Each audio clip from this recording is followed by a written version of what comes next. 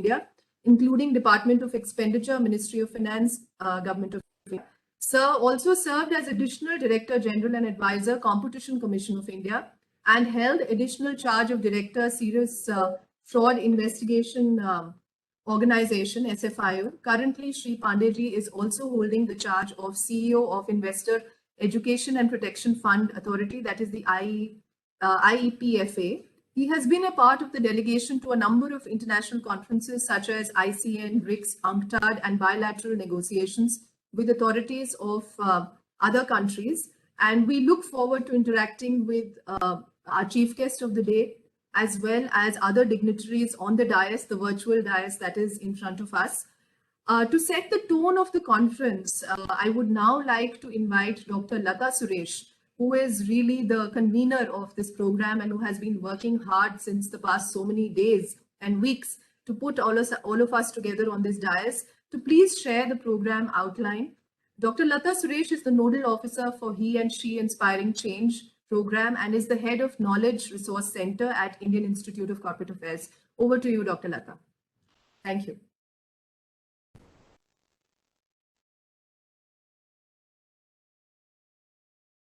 Madam, you are muted. Please unmute yourself. Thank you, Dr. Abha. Good morning to all. I, Dr. Lata Suresh, on my behalf and on IICA's behalf, welcome our Honorable Minister of State, Rao Inderjit Singh Saab, our respected DG and CEO, Shri Manoj Pandeyji, Joint Secretary at MCA, Mr. Kelvin Sergeant, Madam Preeti Malhotra, CS Devendra Vasant Deshpandeji, the speakers of this summit, my colleagues from IICA and the participants who have joined from across the globe to this National Virtual Summit, which is being organized jointly in association with ASSOCHAM to commemorate Azadi Ka Amrit Mahotsav. Mahatma Gandhi has said, "Be the change you wish to see in the world." And Henry Ford said that even a mistake may turn out to be the one thing necessary to a worthwhile achievement. It can feel like an impossible task if you work in an outdated or rigid organization, but it is an important question to ponder: how to inspire change. Just remember that some of the greatest movements and victories in history were started by just one person fighting for what they believed in. But it takes just one person to change the conscience of any organization, one voice, one spark to ignite the potential of change. That voice could be yours. You could be the inspiration that inspires the transformation. You could be the catalyst, the movement starter, changing the consciousness of culture of your organization for the betterment. We have many examples around us, and we have today invited few of the genies who have tried transforming and trying to make a change. The spark that you make as an individual can set the precedent for wider change. From your organization to the broader marketplace, and maybe it will be the spark to ignite a cultural, social, or political change for the betterment of the nation. This summit aims to discuss and deliberate on topical subjects and issues pertaining to sustainable growth agenda and seeks to inspire the stakeholders from the talks of eminent personalities who we have invited today from diverse fields or sectors who have set a benchmark in their respective professions. The key discussion in the technical session will specifically be focusing on sustainable and smart growth, India's agenda in development services, and inclusive growth, opening of new avenues in India in the context of new skills for new jobs. Speakers during these sessions are Professor Alka, who is also going to host our show next. Then we have Avani Lekhra, the first Indian woman to win 2 Paralympic medals in Tokyo 2020. Archana Chaudhary, Assistant Professor, Dr. Bhavna Chhabra, Managing Editor, Samvad, Mr. Rajan Johari, who is Fellow CIPD UK. Then we have with us keynote speaker Kelvin. Then we have Sutapa Sanyalji, IPS former Director of Police, and she has been awarded by President of India and Interpol. She's a TEDx speaker and a POSH trainer as well. Then we have Dr. Nan Mitra, Founder Director, Sustainable Advancements and Private Limited, and our own Padma Shri, Mrs. Usha Uddhup. She's a social activist and a renowned playback singer. I welcome you all once again and would like to thank our DG and CEO for believing in me and giving me this opportunity for hosting this program as nodal officer, and also would like to thank from the core of my heart the immense support received from ASSOCHAM, especially Mr. Santosh Parashar, Mr. Vikas Vardhan, my former colleagues from IICA who are now with ASSOCHAM. My special thanks to officials of MOS and MCA, all the IICA faculty members, especially Dr. Garima and Dr. Abha Yadav, our IT staff, for their immense support.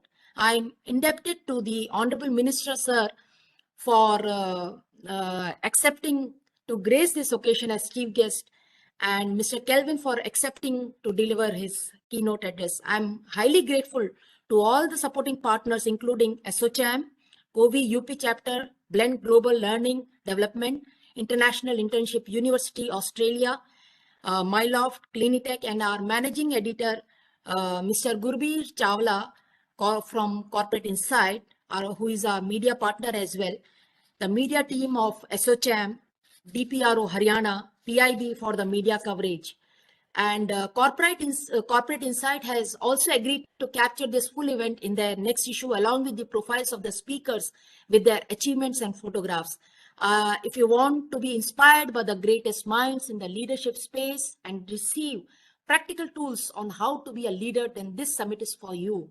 Welcome once again and have a great day. And I'm sure you have a lot of takeaways from this session. Thank you so much.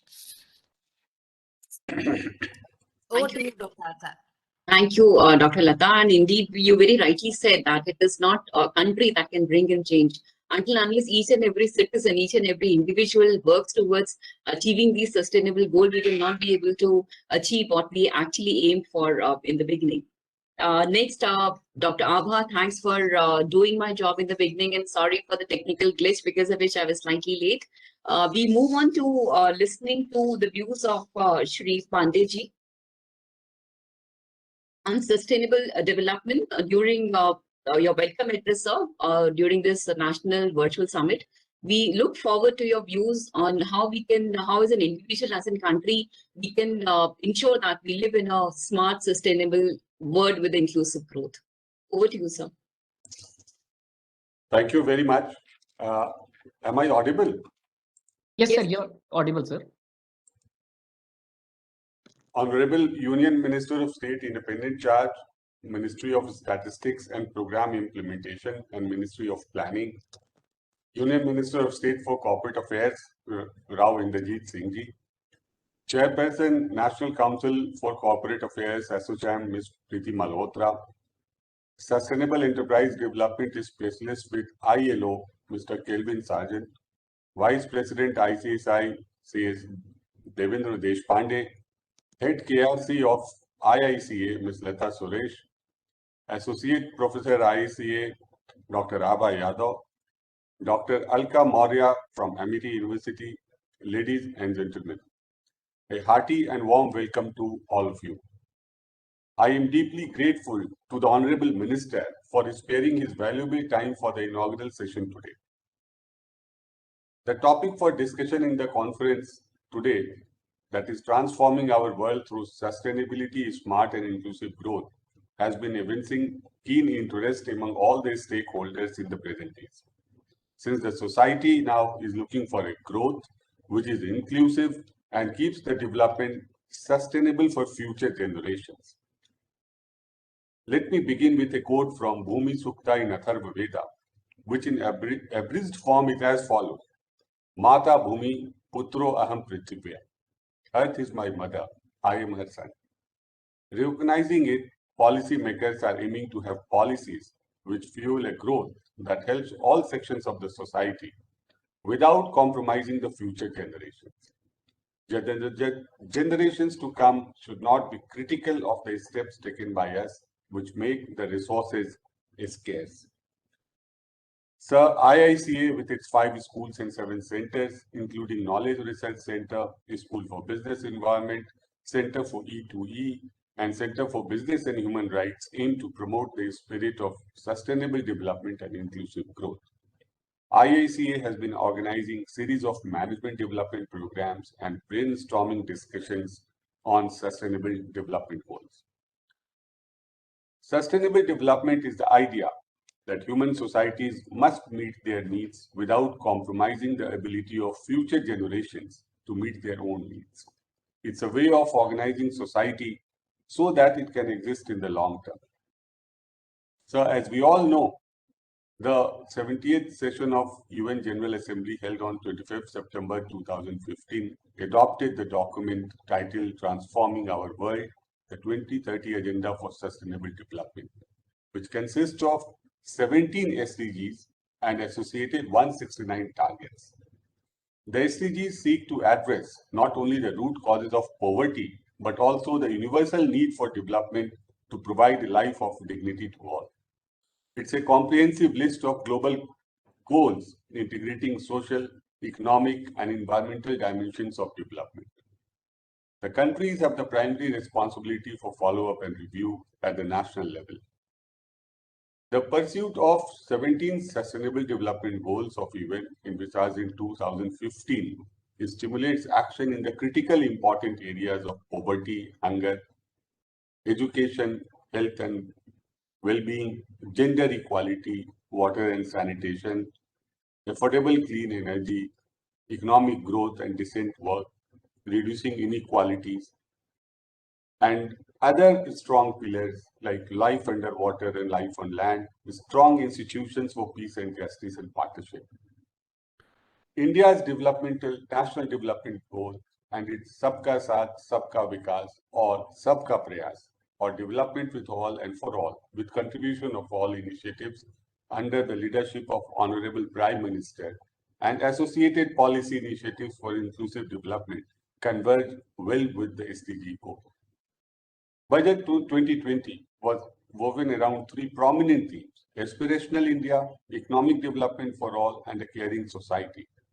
And Budget 2021 emphasis was given on development of youth as a thrust area by giving substantial importance to education and training of youth and creating new avenues for utilizing the potential.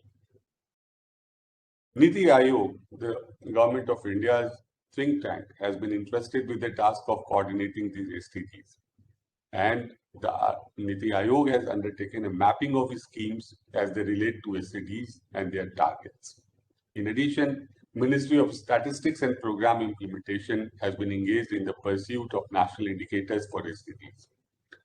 State governments are key to India's progress on SDG agenda, and several of them have already initiated action on implementation.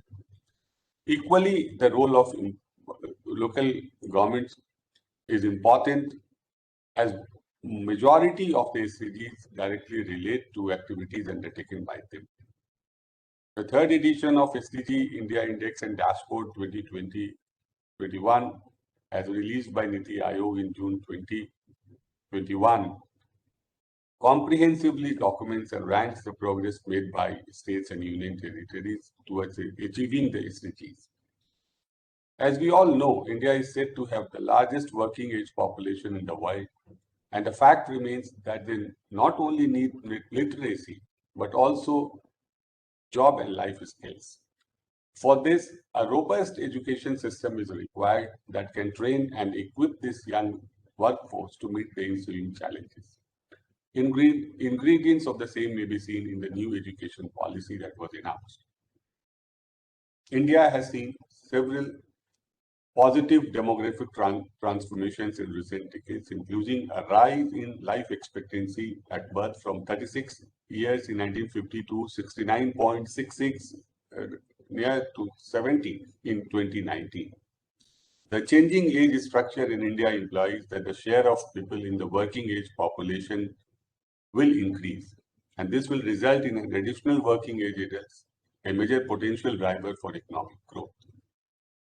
At the same time, global forces are also redefining the employment landscape domestically. Automation aided by AI, ML, and big data and analytics, as well as other technologies such as 3D printing, advanced robotics, are reshaping business and production models, coupled with consumption patterns and global value chains. All these factors will have an impact on national growth, competitiveness, employment, skill requirements, and sustainability. As I stated in the beginning, 2030 Agenda for Sustainable Development provides a shared blueprint for peace and prosperity for the people and the planet now and in future. It is the endeavor of the government to create more opportunities and remove roadblocks from the path of development. In the words of Honorable Prime Minister, just as our vision behind Agenda 2030 is lofty, our goals are comprehensive. It gives priority to the problems that have endured through the past decades. And it reflects our evolving understanding of the social, economic, and environmental linkages that define our lives. The sustainable development of 1/6 of the humanity will be of great consequence to the world and our beautiful planet. At the end, let me quote from Brihadaranyaka Upanishad, which summarizes the entire concept of SDGs in a nutshell. And as it goes, Om Sarve Bhavantu Sukhina, Sarve Santu Niramaya, Sarve Bhadrani Pashyantu, Ma Kashit Dukha Bhag Bhave. With these words, I once again welcome the chief guest, our Honorable Minister, who has spared valuable time for us, and other dignitaries who achieve us in today's discussion. Thank you very much. Thanks a lot. Thank you, sir, for enlightening the audience about the achievement that India have in the last so many years related to Sustainable Development Goal, and specifically about how new age technology can help India in achieving these goals in times to come. Thank you, sir. We now move forward to our next speaker, Ms. Preeti Malhotra. She is member of Managing Committee, ASSOCHAM, Chairperson, ASSOCHAM National Council for Corporate Affairs, Company Law and Corporate Governance, Chairman, Smart Bharat Group, and past President of ICSI. In fact, Ms. Preeti was the first women president of ICSI. Over to you, ma'am, and we look forward to hearing your views. Thank you so much. Thank you so much. Honorable Union Minister of State, good morning to all.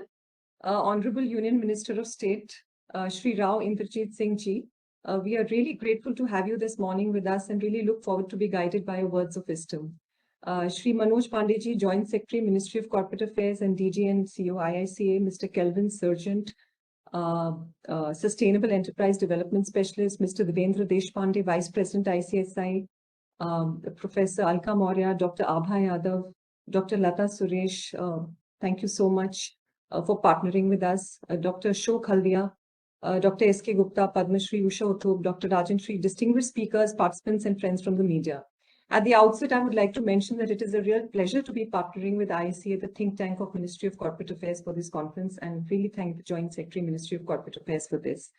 I too extend a very warm welcome on behalf of ASSOCHAM to all present. Friends, development, growth, progress. These synonyms are the ultimate objective of all societies, but all progress is hollow if growth is not inclusive, planning is not smart, and development is not sustainable. And I think as leaders of today, it is our duty to think about the society at large and the generations of the future. As the world is slowly coming out of the impact of the pandemic, there is a worldwide call for making the globe more inclusive. And in India too, I think the government has been steadfast in its commitment to promoting inclusive growth, and to attain this objective, I know a lot of efforts are being made to align national development priorities with international initiatives, and a number of national policies, plans, programs are being undertaken, and the industry is also set to support such initiatives. In fact, the industry members of ASSOCHAM have tried to make significant contributions in all possible manners. Inclusivity is the need of the hour, especially when it comes to gender inclusivity. Being a woman, I can't help touching on this topic. Leaving out 1/2 of the population means cutting human progress by half. And as a working woman, I have noticed a gradual welcome shift in the number of women participating in the workforce. Though recent data, of course, indicate that there is a downward trend, but I think the millennial generation is taking charge and is set to change this. While there is a focus that more and more women get educated and have tools to stand on their feet, I'm sure the millennials both men and women will ensure in equal numbers that both drive growth. And I would say the millennial generation is starkly different from generations of the past. They are not prepared to accept any inequality. Young women are more assertive and young men are more accepting of gender inclusivity. So this generation has the potential to affect an exponential change in society, I'll say. And this will manifest more robustly in subsequent the alpha generation, whose own version of progressive gender equal social system supported by technology will encourage both men and women to work together, and they can really inspire change and take society to new heights. Inclusivity also breeds sustainability, and the new generations are more conscientious of their actions. People, especially after the pandemic, are becoming aware of the pitfalls of overuse and overexploitation of resources. But I feel that efforts made towards mitigating unsustainable practices are still slow. There is a need to do far more and at a much faster pace than what we are doing. Again, I'll touch on women by nature are more inclusive and can play a very key role in driving sustainability in businesses as well. In fact, the future will be better with a woman also at every table. I think it's very important for women to be at every table where decisions are made, and it is important that women from across the world claim their space in leadership and decision making. I would also like to touch upon the idea of smart growth and the significance of gaining new skills to prepare for the industries of the future. I think our world, as we all are aware, is changing exponentially.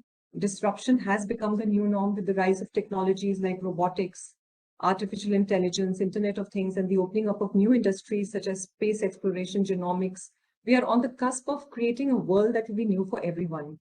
To navigate this new world, I think it is imperative that we all upskill and reskill and look out for new trends of the future to prepare ourselves accordingly. Something, while I'm talking about women, must also be said about women participation in the STEM industries, which is science, technology, engineering, mathematics. AI and machine learning, we all know, are going to redefine our future. And it is absolutely critical that there are more women data scientists, researchers, AI developers to ensure that the machines of tomorrow are also free from any gender bias. Technology can be a great leveler, but only when the development of technology itself is inclusive. So it is essential that women's ideas and experiences equally influence the design and application of the innovations that will shape and define the societies of the future. I look forward to hearing Mr. Kelvin Sergeant, who is leading ILO's Sustainable Enterprise Development and Decent Work team, to understand his perspective with respect to India's stand in South Asia and how he sees the contribution of India's working population in terms of cross-country productivity, as well as what is more needed for India's sustainable and smart growth, which can be a guide to organizations. I thank the Honorable Minister Shri Rao Inderjit Singh Ji for joining us today. The Ministry of Corporate Affairs has been immensely supportive of the industry by coming up with various amendments and provisions under the Companies Act, which made company-related compliances more amenable during the tough times of the pandemic. Also, we are thankful for the prompt affirmative action of MC on various industry matters that have been represented by ASSOCHAM. I think this continuous bilateral dialogue motivates the industry and government support during tough times and helps the industry emerge more resilient and robust. We look forward to the Honorable Minister's view on how the government can be a catalyst for gender-inclusive, smart, sustainable growth of the Indian economy. I'm sure that all the eminent experts who will address the sessions will really add to the knowledge and idea which can enlighten all industry and participants. And before ending, I again reiterate that today we stand on the curve of an exponential future. And I sincerely believe that obviously besides the young population, which is important, which will drive growth, the two key factors that will drive exponential change will be technology and women. Thank you. Thank you, ma'am, for your words. And you very rightly said that development and progress have to go hand in hand. And also, you're the right person on this forum to talk about gender inequality. We look forward to views of all the other panelists who will be joining us during the day. We move on to our next speaker, Mr. Kelvin Sergeant, who took up the position of Sustainable Enterprise Development and Job Creation for South Asia, based in the ILO Decent Work Technical Support Team, DWT in Delhi. So we look forward to your views on how India as a country can also contribute towards the sustainable development and the smart and inclusive growth. Over to you, sir. Thank you very much, Madam Chairperson. Am I audible? Yes, you are audible. Salutations, yes, you're namaskar. Good morning to all. Honorable Minister Rao Inderjit Singh, Honorable Minister of State, Independent Charge, Shri Manoj Pandey, General Secretary, Dr. Lata Suresh, Shri Vanit Agarwal, Dr. Vasan, Dr. Yadav, Dr. Lata Suresh, other distinguished ladies and gentlemen, members of the media, good morning to all.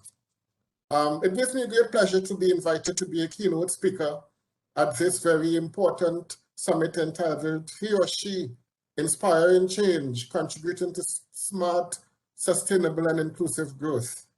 I also bring you greetings from our ILO Director, Ms. Dagmar Walter, who unfortunately is out of the country and is unable to be with us here today, but she indeed sends her greetings for also successful deliberations.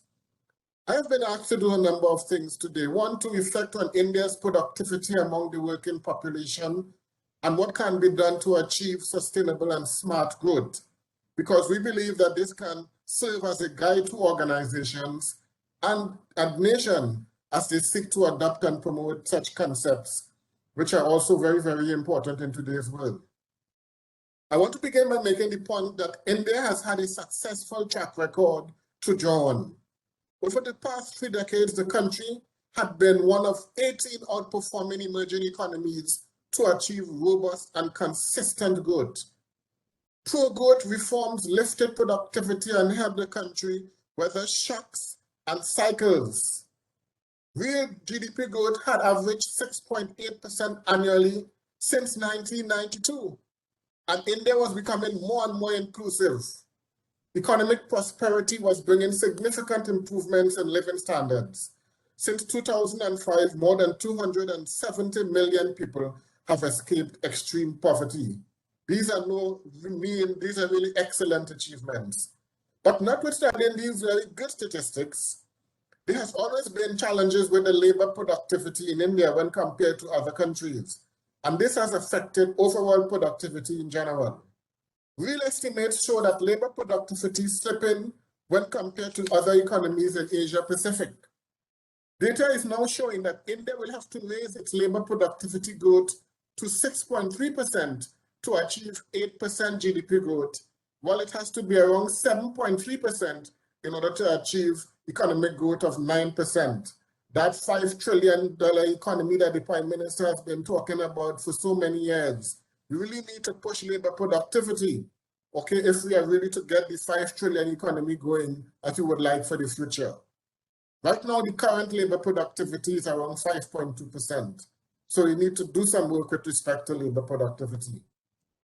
In terms of employment creation, we must look at the business sector in a large part. None of the public sector does not also provide jobs. However, the Indian economy is highly concentrated with micro and small businesses. Many of them are unregistered or informal. It is estimated that over 90% of the MSMEs in India are informal. Women, I just heard a lot about women just now from Preeti. Women are a dominant player in the lower tiers of the supply chains, working or running home-based and informal businesses. The low-value products generated are mainly feeding the already saturated and overcrowded industry sectors. This has limited their growth potentials, keeping their unit sizes small, low in productivity, and extremely vulnerable to external shocks. Around 69% of the businesses in India employ fewer than 10 people, while 58% are micro enterprises employing fewer than 6. Their struggle to survive is reflected in the management practices and working conditions adopted by them. In India, self-employment accounts for 52.2% of total employment, which implies entrepreneurship is very important in this country. Very employment for job creation, very important for livelihoods in this country. But we need to know that the COVID pandemic has hit India very, very hard in recent times. The formal sector, the informal sectors, economic units and workers have all been really, really badly affected.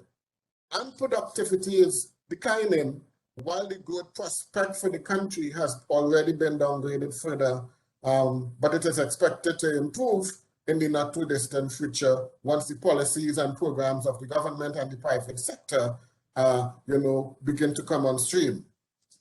But at another point, I want to say that even before the pandemic, We will also have the issue of the effects of climate change. And we have seen the effects like wildfire, flooding, and extreme heat. Okay, and they are expected to be more pronounced in the next few decades. When I look at the recent floods in Kerala and Uttarakhand, I think of, the point that I am making. The reality is that while growth has been on the top of the agenda, initially we had forgotten about sustainability and resilience. We went after affordable housing in urban areas and moved away from the rural ones. Okay, but what that has done, it has led to increased traffic, which has led to increased greenhouse gas emission, which is also a driving factor of climate change. Poor growth decisions have also meant the loss of economically viable farms and ranches and our beautiful natural open spaces that do so much to our health and well-being. All of this is to say that we are long overdue to start using land in better ways. I want to make the point that the frequency and intensity of natural events such as hurricane, flooding, and heat waves across the world and in India are a striking reminder of the reality and urgency to tackle climate change. The latest report on the Intergovernmental Report on Climate Change on the physical science basis is loud and clear. Climate change is an existential threat with far-reaching ramifications for the prospects of sustainable development. Countries in Asia Pacific are particularly vulnerable to the effects of climate change. It affects the world of work, people and society. Many things are rolled back and many gains are rolled back because of climate change. Social justice and poverty are issues which we've seen coming to the forefront because of climate change. Such economic damage is likely to reinforce the already existing deficit in works, high rates of working poverty, informal and vulnerable employment, and a lack of social protection. Already we've heard about the SDGs this morning, and we know that there have been a lot of rollback of the SDGs because of climate change. Therefore, we need to rethink development.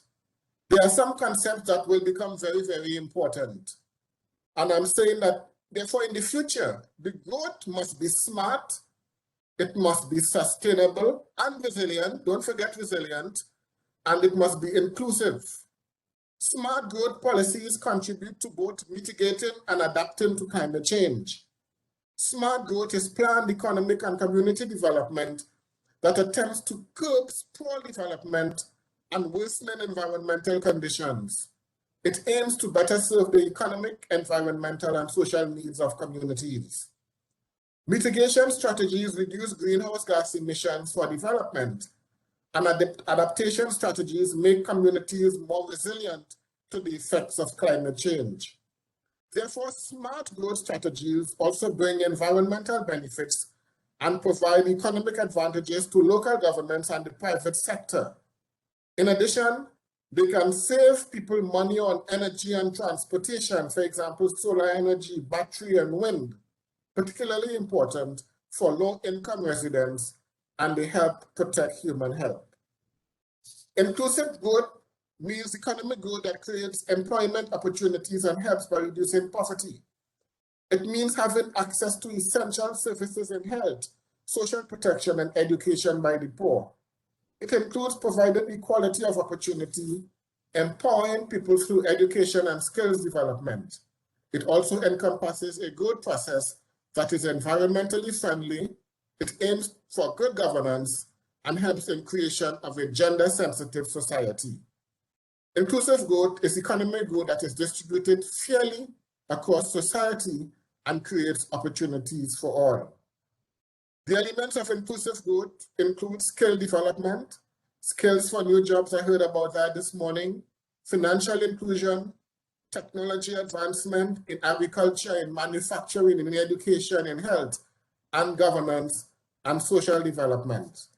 Sustainable development is a strategy by which communities seek to balance environmental protection, economic development, and social objectives, and to meet the needs of today while compromising the quality of life for future generations, without, I should say, compromising the quality of life for future generations. Sustainable development and smart growth are often used interchangeably. Our experience in the ILO have shown that enabling men and women entrepreneurs meaningful participation in the world of work has multiplier effects on decent employment, poverty eradication, and economic growth. We in the ILO recognize the important role played by MSMEs, including women entrepreneurs, and in the labor market for sustainable and inclusive growth.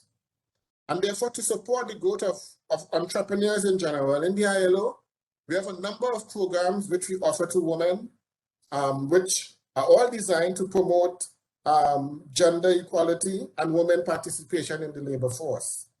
We also think that eliminating discrimination, promoting equal pay, promoting equality for workers and family responsibilities, and promoting maternity protection are all very important if we want to talk about sustainable development and resilience. And at the International Labour Conference in June 2019, the ILO adopted the first convention on violence and harassment in the world of work. The ILO in India is also supporting the entrepreneurship programs in the Ministry of MSME. We are also working with a number of agencies offering our programs such as Start and Improve Your Business and SCORE, all designed to work with entrepreneurs and businesses to make them more resilient and sustainable. We are also working very closely with the Ministry of Corporate Affairs and other UN agencies on business and human rights, but also very, very important. In the context of climate change, we have also been working very, very assiduously with a number of UN agencies and the governments. And until recently, we adopted a guideline for a just transition towards environmental sustainable economies and societies for all, designed to ensure decent work and climate change work hand in hand to maximize socioeconomic gains and minimize risks. We are also involved in a number of development cooperation projects designed to address climate change and the transition to a green economy in several states in India. We will also be very active in the COP next week to talk about all of these issues and resilience and the importance of smart cities. I want to say that India must therefore work very hard in order to secure hard-won gains. This will include investing in higher productivity sectors that have the potential to create more sustainable jobs. Investment in manufacturing and construction sectors could assist in stronger GDP growth. I heard a lot this morning about digitalization and automation, investing in supply chains, and a greater focus on smart and resilient concepts must assume significance in the wake of the pandemic. Climate change mitigation and adaptation measures must also be fully enforced. To conclude, as we rebuild communities and societies affected by the pandemic, businesses and governments need to put people at the center. Development must be inclusive, rights-based, and it must encompass decent work principles. To do otherwise will be regressive. Let us think progressive development. I thank you. Thank you, sir, for a wonderful address and also highlighting and sharing the important indicators which India have achieved over the past few years. We look forward to hearing from you in future conferences and also talk about what has been the progress of India in the same line. And also you very rightly touched about role of MSMEs and women empowerment as to how they also can contribute in sustainable growth. Now we move on to our most important guest, our Minister Shri Rao Indrajit Singh Ji. So we look forward to hearing your views as to what is the plan of the government to take forward India on this part of sustainable, resilient, smart and inclusive growth. Over to you, sir. Let me begin by congratulating all those who put together this virtual seminar in our 75th year of independence. And I would specifically like to mention Professor Alka Maurya, Dr. Lata Suresh, Shri Manoj Pandey, P.T. Malhotra, Kelvin Sergeant, C.S. Deshpande, and Dr. Abhay Yadav, who in conjunction with Indian Institute of Corporate Affairs and ASSOCHAM and Amity University have brought us all together here. I was listening to some of the speakers who spoke before me, and I specifically liked what Preeti Malhotra said in her last sentence, that the future is going to depend upon technology and women. Now, from personal experience, I would say that women are an important part in everybody's life, including countries and history. And personally speaking, I would like to share an episode from my youth. My sister and I are 1 year apart. I'm a year older, she's a year younger. So when we were sent to school, my sister and I were sent to classes, one class apart. I was in the senior class and she was in the junior class. After a year or two, it became apparent that my sister was so much better than the others in her class that she was given a double promotion. And she came up at par and came into my class. So when we had holidays for that year, I went up to my father and I said, Father, either take my sister out of school or you take me out of school. Everybody knows my sister is 1 year and some odd months younger than me, but she's jumped one class and become equal to me. And she has a better brain functioning than mine, and she might even head the class and I might be at the end of the class. So we cannot stay in the same class. So therefore, please take her out of this school, let her go to another school and I go to another school. So I learned this lesson early in life that women are sometimes, or most times, smarter than men. The other is technology. Now, I was on the verge of saying that of age groups like mine, technology has passed us by. We never had computers, information technology, internet, nothing in our earlier years. But this pandemic has brought it all about. Even we have had to learn technology and all the benefits that come out of it. So, both things I agree with her, that technology and women might be the future for the world. Technology and women might be the future for the world. And Mr. Sergeant was discussing the Sustainable Development Goals. As the man said, I don't remember his name, that the world has enough for everybody's needs, but it does not have enough for everybody's greed. Now, this is a challenge that we will have to face in the coming years, and especially post the pandemic. We're still in it, hoping that we will not hit the third wave, or the third wave will not hit us. But still, the fear is there, and we have to address each other virtually most of the time. The government on its part, I must say, has done its best. The industry, vaccine industry, has played its part, and those that are frontline workers have helped as well. Now, today we are celebrating 100 crore vaccines that have been administered to our population. But the 2 years preceding this have economically been very frustrating, to say the least. The growth period for the country in these 2 years went down to -24. The only positive sign was agriculture.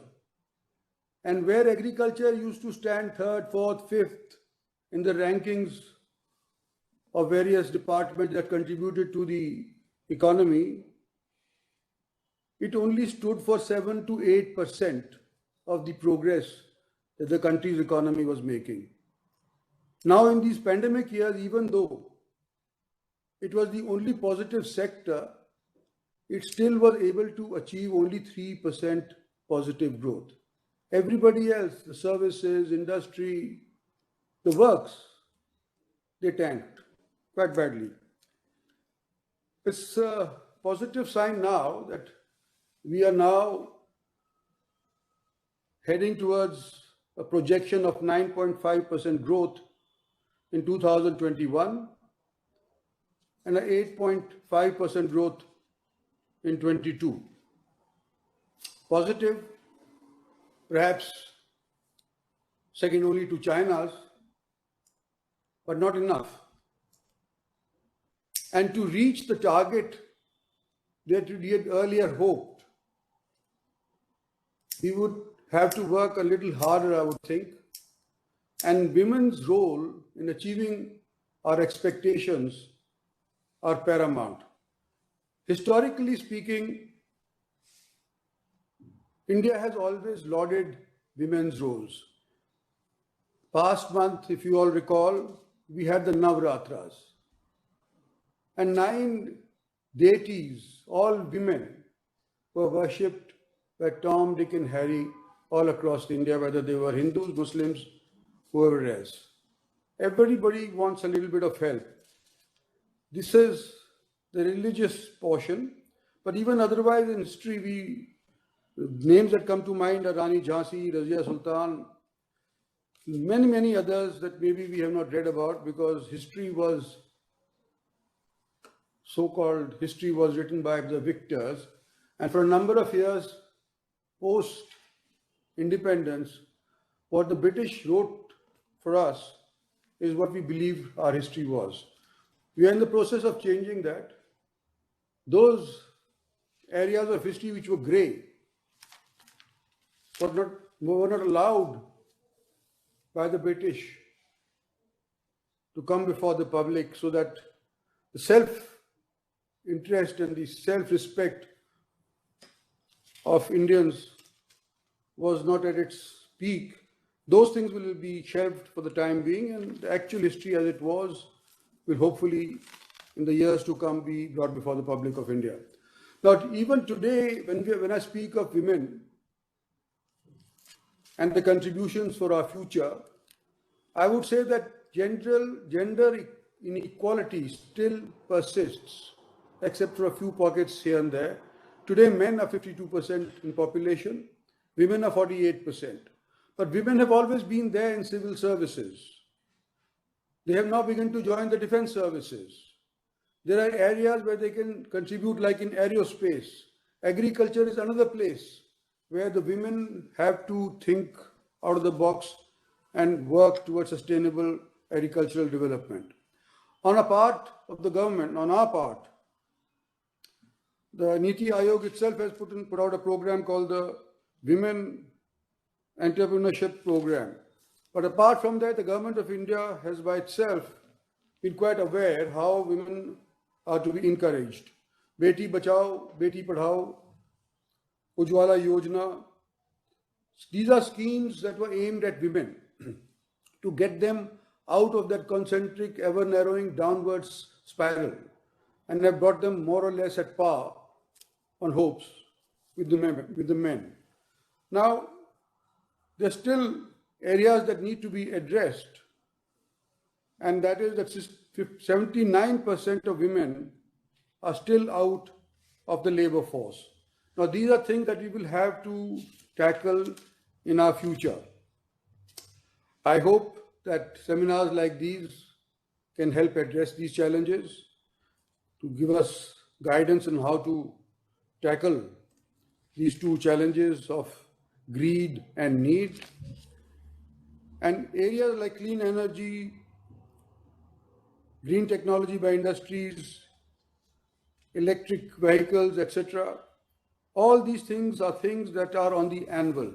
And hopefully through seminars like these, we will be able to address them and find a solution. The principal guiding factor of SDG is that you should not leave anyone behind.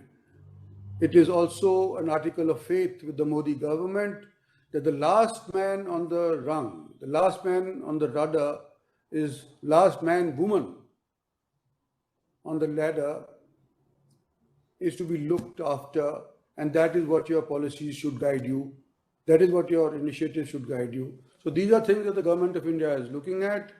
And I myself am looking forward to learning from some of these experts who are going to be there speaking after this inaugural session is over. I thank all the participants who have come here. And I hope that when this concludes, there will be a bit of learning, discussion, deliberating, so that the country can move forward. Thank you very much. Thank you, sir, for your words of wisdom. And you very rightly said that in our mythology also, we have a lot of examples wherein we actually worship women.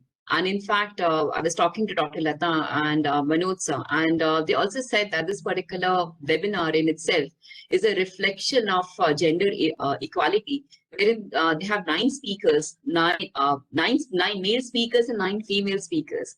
And you very rightly said that the government also have a lot of initiatives like Beti Bachao, Beti Padhao, and Ujjwala Yojana. And now we also have females working in defense and civil sector.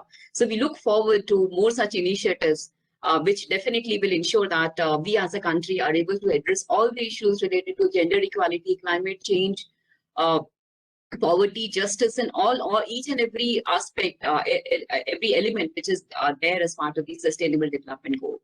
Thank you, sir. I would now like to invite C.S. Deshpande Devendra Vasant, Vice President, the Institute of Company Secretaries of India, to give the concluding remark. Over to you, Dr. Vasant. Am I audible? Yes, you're audible.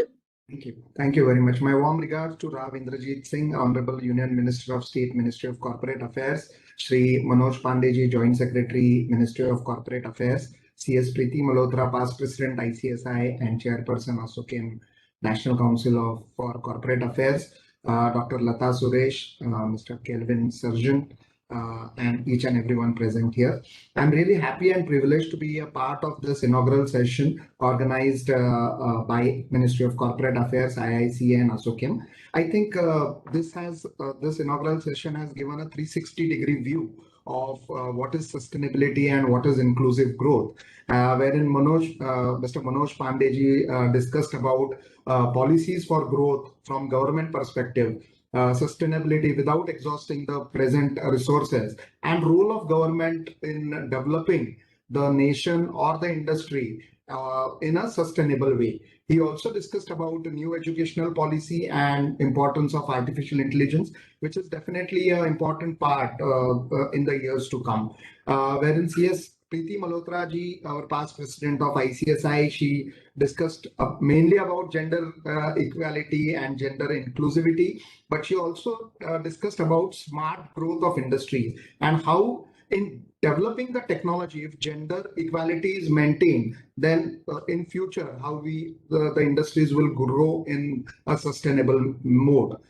Even Kelvin Sergeant, he definitely talked about international perspective about sustainable growth and smart growth. He talked about consistent growth and also emphasized on what is importance of the climate change on sustainable growth. And he specifically mentioned about productivity of India. And if Indian industries are developed in a way to give a more productivity, better productivity, then we are in a race of competing with the best of the economies of the world. And last but not the least, Rav Indrajit Singh ji, his address was really inspiring and really motivating for all of us, wherein he talked about Niti Aayog, his personal experiences with gender equality, as well as the most important thing, which I believe that he spoke about, was difference between a greed and need, which will definitely decide what is growth and what is sustainable growth. So I must thank him for his wonderful address. And this webinar, I think, will be a very fruitful webinar for all the participants, and they will get to know what is sustainable growth and what is the future up to 2020-30 we are talking about. So how to grow ourselves, how to grow the industry, what are the perspective of government, how our skill development should look like. And I think every participant participant present here will definitely have a wonderful time today, and it would be a great learning. So thank you for making me a part of this particular inaugural session. And on behalf of Institute of Company Secretaries of India, I wish all of you a wonderful webinar. Thank you very much. Thank you, sir. And with this, we come to the end of this particular inaugural session. I would now like to invite Dr. Abha Yadav, Associate Professor, Law and Regulatory Studies, Indian Institute of Corporate Affairs, to propose vote of thanks. Over to you, Dr. Abha. Thank you, Dr. Alka Maurya. It is incumbent on me and my absolute pleasure to offer this vote of thanks on behalf of the Indian Institute of Corporate Affairs. It has been an absolute pleasure to hear from the dignitaries, and I'd like to thank in particular the chief guest of the occasion, Honorable Minister Inderjeet Singh, for his words of wisdom, sir. It was indeed a very candid and a very insightful address that you gave for us. Mr. Manoj Pandey, DG and CEO, for his continued vision, support and encouragement. Sir, thank you very much. Your vision will definitely take IICA to greater and new heights. Ms. Preeti Malhotra, ma'am, thank you for setting the stage as far as equality is concerned, and you had some very pertinent points that we should definitely keep in mind. Mr. Kelvin Sergeant, sir, thank you so much for a very international perspective and also your thoughts and suggestions on how we in the Indian market should move forward. And of course, CS Deshpande, Devendra sir, thank you for bringing us all together and sort of summarizing all the events, all the talks. We are thankful for the support extended by ASSOCHAM and in particular Mr. Santosh Parashar and Mr. Vikash Vardhan for all your support. This event would not be possible without the support of the IT teams both at the Indian Institute of Corporate Affairs and at ASSOCHAM. And in the words of John F. Kennedy, as we express our gratitude, we must never forget that the highest appreciation is not only to utter words, but also to live by them. So I think on that note, we should also live by what we are preaching and try to execute all of this into action.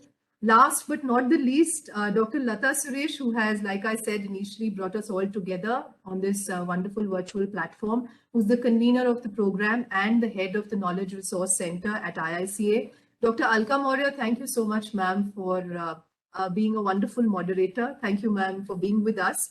And as we end this inaugural session, thank you for all the participants. More than 300 of you are watching us here, and you will continue to be with us in the next series of events. One small announcement that I'm required to make is that the feedback form is something that we'll be sharing with you at the end of each session. We request all of you to please fill it in so that we can enable your e-certificates. So on that note, thank you so much. Have a good day. Thank you. Thank you, sirs and ma'ams. Thank you, sir. Thank you so much. Thanks to all for being here. So we will start our panel session. So I request, thank you, sir, Manoj sir, for being with us. I'm honored, sir. Thank you. Thank you, sir. So we are now starting with the panel discussion. So over to you, Dr. Archana. Dr. Shahid, sorry. Mr. Yeah. Yeah, Shahid.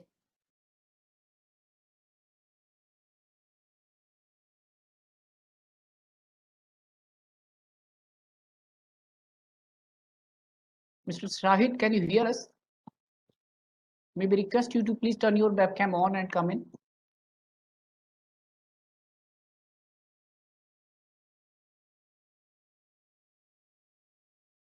I think, yeah, yes, come.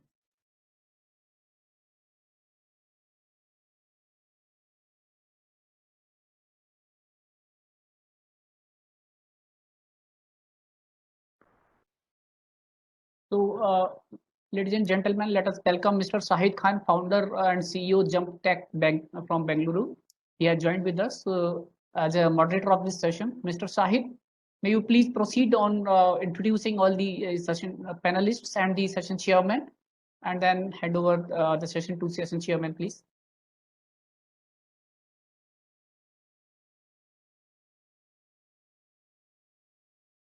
Can you hear Mr. Sahid?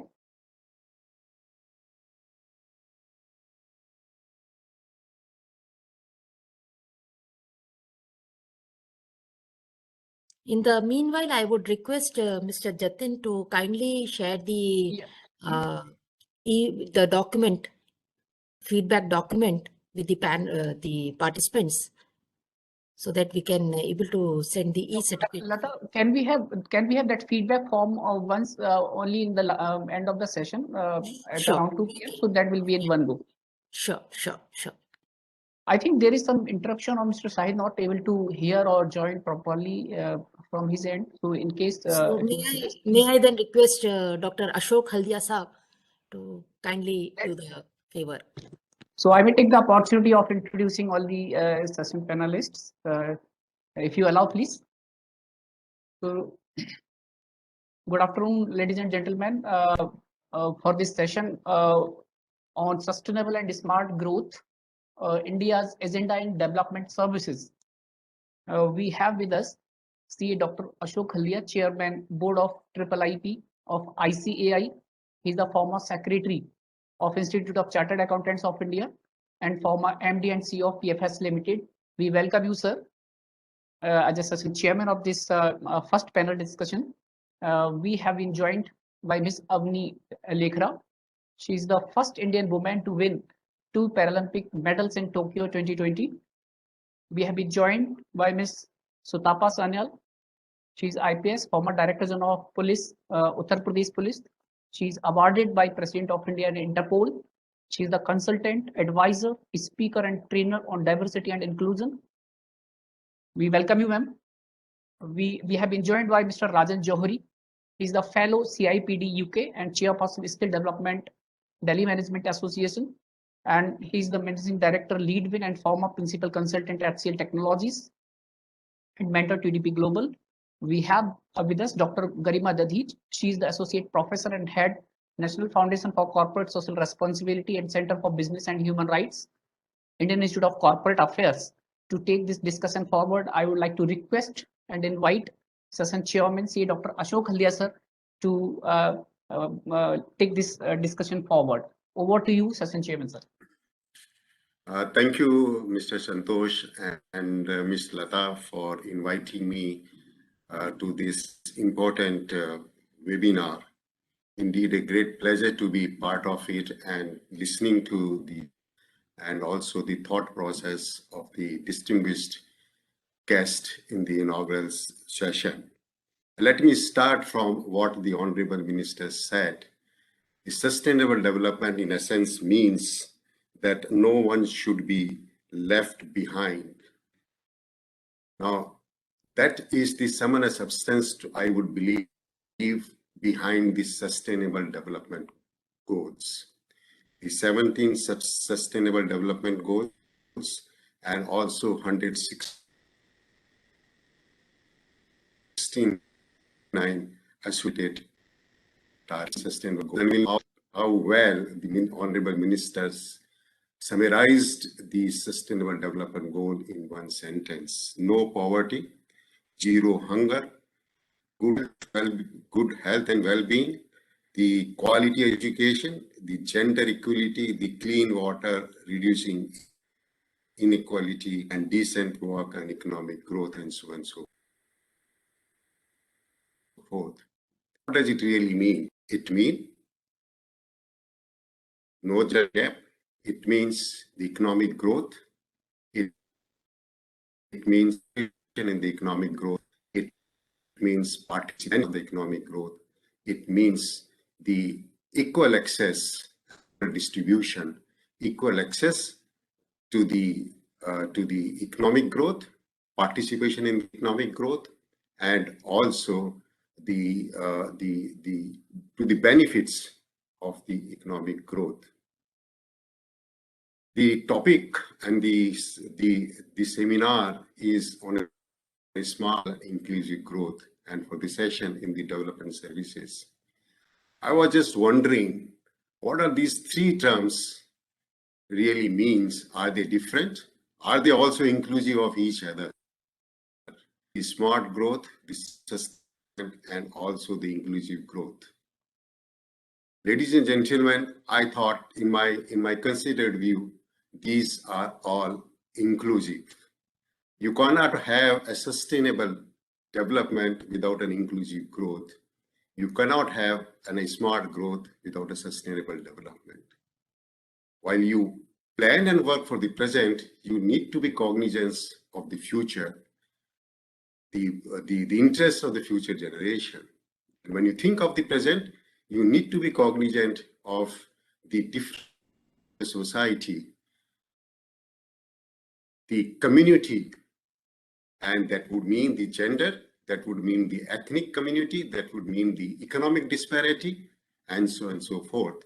So it's not only in terms of the economic growth, but also the constituents of the economic growth, the education, the health, the access to the amenities, the living conditions.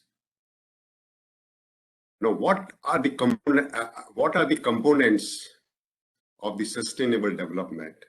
That would really mean that in terms of social, economic, and also the environmental aspects. And these 17 sustainable development goals imbibe these principles. What does the smart growth would mean?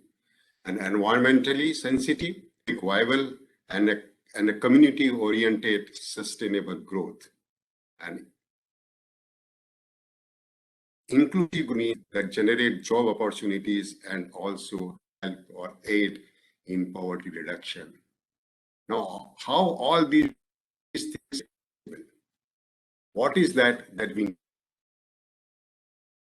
need to, one sense without going into complex and so on and so forth. What does it would really mean? The inclusiveness in the financial system, the skill development, the technology progress, and we all know the digital innovation and the way it has contributed to bringing inclusiveness, economic development, and the social progress. What are the challenges in achieving these? The economic growth itself, it has to be good enough to provide employment to all and a meaningful employment at a good compensations.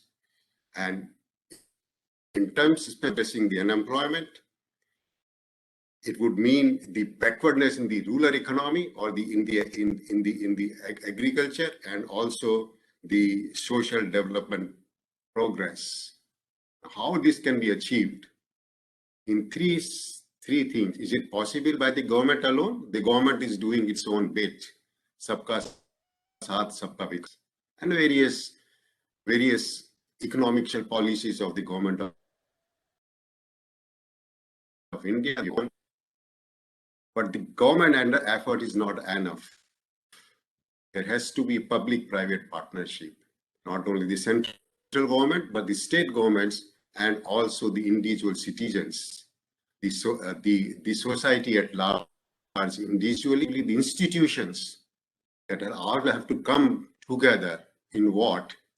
In the capacity building, in also creating institutional infrastructure that create fair distribution of job and also the fair remuneration. We talk of the gender disparity. The gender disparity has a wider implications. It's not only in the job, employment, but also the equal opportunity, the equitable opportunity, the equitable compensation, and equitable working conditions, and so on and so forth. These are the larger issues, and the public-private partnership becomes very important. And public-private partnership is also important in terms of labor-intensive economic growth for the wider benefits in the area of education training, in the area of rural economy, sustainable water, energy, and also the digital technology. This is what would mean that we are moving towards an inclusive growth, towards a sustainable growth, towards the smart smart growth. Ladies and gentlemen, we have a very distinguished personality coming from the inaugural session. We had larger level view. We are now coming to the goals of the aspects of the smart growth, the sustainable growth, and we have distinguished experts or the guests from different walks of their life. And let me first start with Ms. Avni Lekra. And first, congratulations to you, the pride that you have brought to the country in terms of winning parents. Now you have your own personality has inspires not only to every citizens, but also women at large, and also not those who are not so able. Now, I would request you to share your own experience and possibly also suggest as to what this inclusiveness can be brought into the sports and through the sports. When we say into the sports, the equality of the opportunities in the participation infrastructure, and also the employment through these sports. So over to you, Ms. Avni Lekra.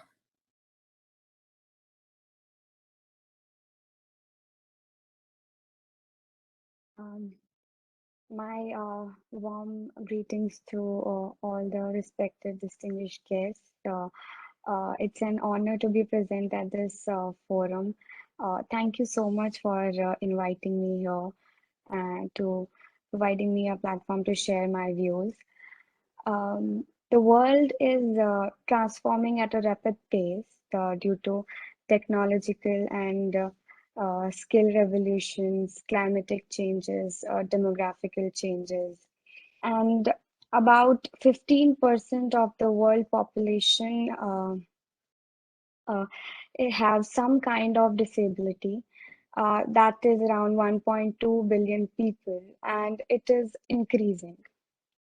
And for me, when I met with the accident in 2012, I was a 10-year-old kid, and from then onwards, I was always trying to fit in the society and always try to participate and try to search the opportunities so that I can prove my existence, that I can also, I'm also able to do, and I can also give my views to the society. And for that, at that time, it was very important to have a inclusive environment for the people like me who are disabled. And when I started the sports, it gave me that opportunity, and from then onwards, I never thought that I am different. I am not capable of achieving something. Even if I am on a wheelchair and I can't walk, I was still competing as a shooter, like any other shooter who is a able-bodied athlete. And I even competed with the normal athletes. I have won several medals, and that gave me a lot of confidence. But there are a lot of disabled people who don't get the chance due to the lack of infrastructure in our society, the lack of accessibility, the lack of availability of resources. And for that, for the inclusion, I feel that there should be more infrastructure for the people like us in sports and in a normal life, so that even when the leaders they start any new infrastructure or any new product or any new service or job, they should have, it should be created keeping in mind about the people with disability. If the building is wheelchair accessible or not, if there is any campaign going on, is it does it have the bigger fonts? Is it readable to all the societies? If there is a new technology coming up, can the older people who are not capable, can they also read the information in that? And for that, the skill development, the lifelong learning, the assistive technologies, they should be affordable and available to all types of person with disabilities. Like they should first hand information should be asked from the people who are suffering from disability. We should take the opinions from them, like what they want, how is it, will it be possible to make it more accessible to everyone? Because 40% or 50% people who are disabled are come from a low background and can't afford a lot of things. So if the technology that comes up, it should be available and affordable to all the aspects of society, it will be more helpful. And for the designs that come for um, any technology, it should be like we say, there are a lot of sign languages. Will it provide, the campaign should provide sign language also, so that the people can see? So that all, because even if we have all the equal rights and responsibilities as a human being, we should also celebrate the differences and the qualities that we have as a disabled person, and it should be more inclusive to all of us. And in sports, after coming in sports, like I have also given a job under Rajasthan government as a forest officer, which was given to me by my performance in sports. And I know that I am capable, because I have also competed like normal athletes, and it was a step for the inclusion. Like that, there should be more services and jobs in the society for people who are disabled. And I feel that it should start at the school level only, so that the small children, the students should know more about us. Because if they got to know more about us, they can understand us better, and they can also give their ideas about it for the future young generation, so that the future should be more inclusive and accessible to all of us. Thank you so much. Thank you, Avni, for your thought-provoking. And in fact, this led me to a thought. While a gender inequity is very important, and that starts at large as our face, and at the face of the government and the society at large. But I believe the government policies and the institutional infrastructure should also be as pronounced, as prominent for those who are not so physically abled. And possibly that's what a concerted efforts by the government and the society needs to be made. So thank you very much for your suggestion. I'm sure some of the thoughts that you have made would form the part of the recommendations that the organizers of this webinar would make to the government. Thank you very much. And we have with us Miss Sutupta and Sanyal. And she has a very extraordinary background in terms of the heading the police services, and also of the gender inequality. We have heard a lot in the inaugural session on the gender inequality. But Ms. Sanyal, before I come to on that, I would particularly interested in keen on knowing your thought process as to how this inclusiveness, how this sustainable inclusiveness can be brought into the public services. For example, what we call it the police, or what we call it the community security, And then maybe later on, you can also address your own perception as to gender inequality, where we were, where we are today, and how in and what manner we should do something substantive in order to bring gender equality, rather than being in terms of the number of women in the employment and number of men in the employment. That number is indicative of a balance in numbers and nothing more than that. But equality means much more. So over to you, Ms. Chanyal. Thank you, Dr. Haldia. And just one word for Avni. Avni, you were not meant to fit in. You were meant to stand out. So keep up that spirit. Thank you for that lovely speech which you gave.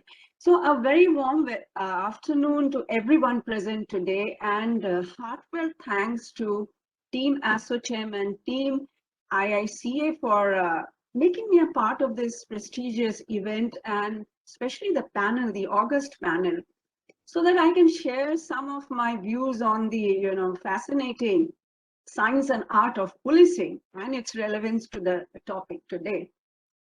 Well, for me, policing does not only mean the maintenance of law and order or the prevention of crime.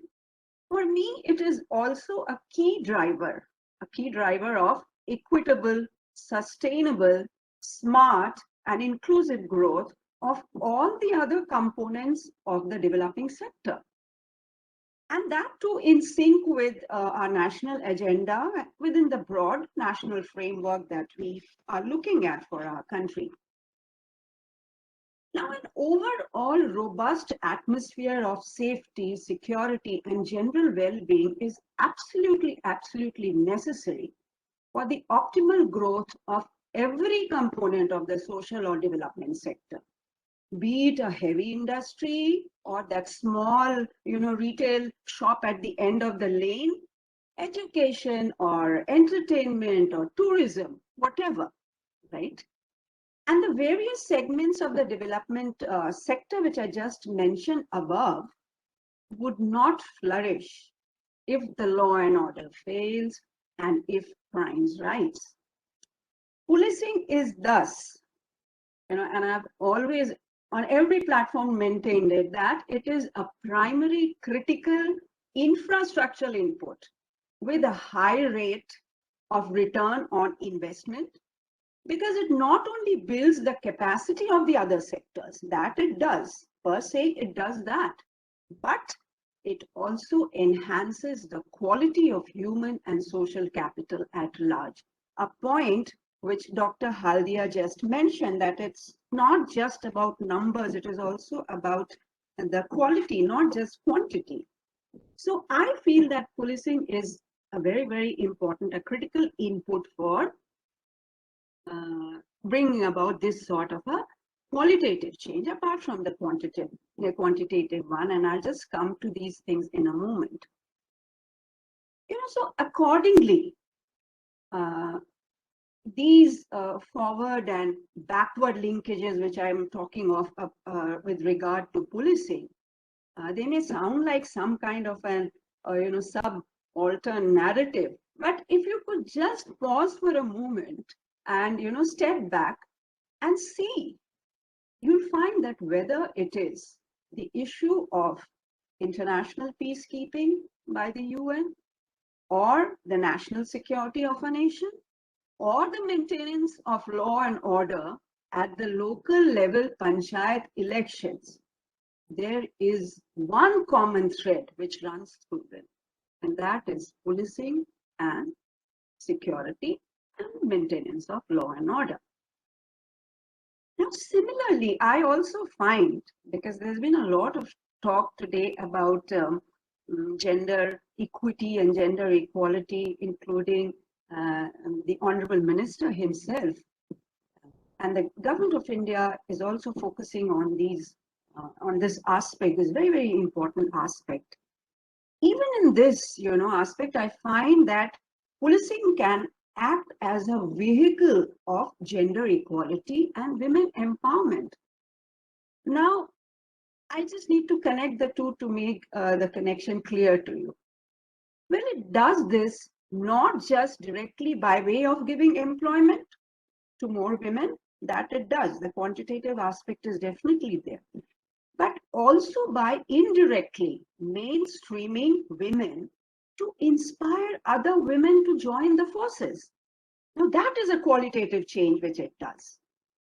And also, number two, it also sends a strong message for challenging the gender stereotypes which plague our society and which portray women as, just capable of doing this or that kind of a fixed role, and not giving her that entire frame to do work and to prove herself.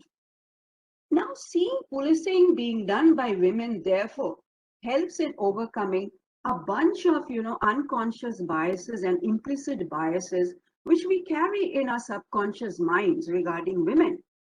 And breaking these gender stereotypes are extremely, extremely important for progress and moving forward in sustainable, smart, and inclusive ways, because it enables women to realize their optimal potential, and because societies, communities, and nations move forward only when all citizens move forward, right? However, for this, we have to look beyond the binaries at the moment and take into consideration that entire spectrum, that entire grid of diversity, equity, and inclusivity, and also recognize the LGBTQI community, as well as the other groups, the differently abled persons, like even including neurodiversity. That is also an important aspect of diversity and inclusion, because I do a lot of work on these and I understand these finer things. Now, robust policing is also indirectly empowers women by upholding the rule of law and thereby encouraging them to step out of their homes and go to the workspaces. Now, remember that roughly women form about 48 to 50% of the country's population, what we call the Adhi Abadi, right? Now, just step back for a moment to recall the McKinsey report, which says that India can increase its GDP by 18% and add about $770 billion to its GDP by fostering gender balanced workspaces and gender equal societies. And just connect the two, and the linkage between policing and smart, sustainable, and inclusive growth becomes pretty obvious. Most importantly, the very fact that policing is in the domain of public or administrative service and is the most visible arm of the executive opens up a lot of possibilities for police personnel for interacting and collaborating extensively with the civil society, both with the citizens as well as with the organizations, and thereby becoming a part of the development process, since it helps in fostering an atmosphere of shared goals of holistic progress. It can thus serve as a powerful tool of establishing stakeholder synergy, which is so vital in generating that critical mass that provides the escape velocity for change to happen, for reducing trust deficit between the police and citizens, and driving multi-sectoral smart growth. I firmly believe that every police personnel is a potential change maker, and policing is perhaps one of the most significant platforms through which you can leverage the power of the people.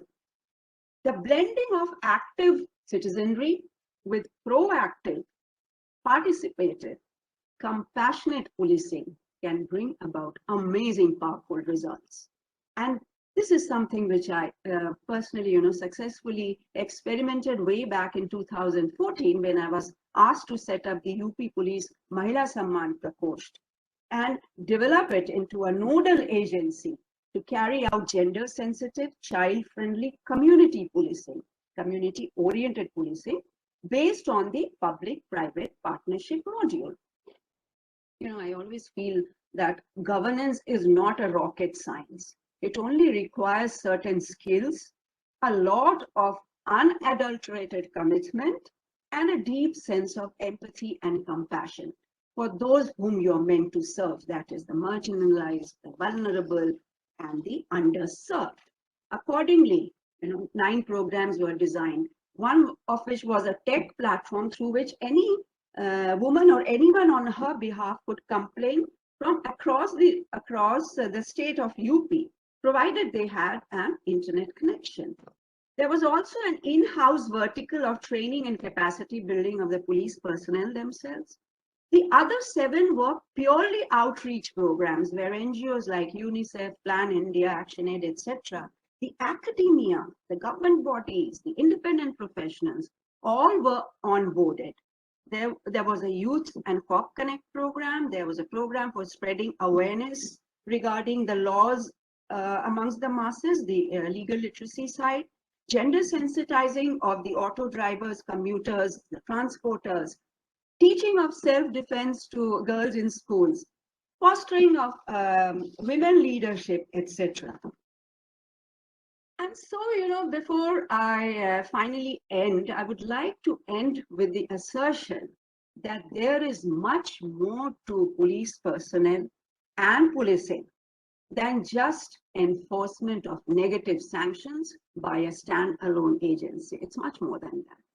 They are as much a part of the entire ecosystem and can contribute tremendously to the smart, sustainable, and inclusive growth of the country in many, many powerful ways. It is, just a matter of perception, a change of perception, both on the part of the organization as well as society itself. And there can be big magic, big time. Thank you so much.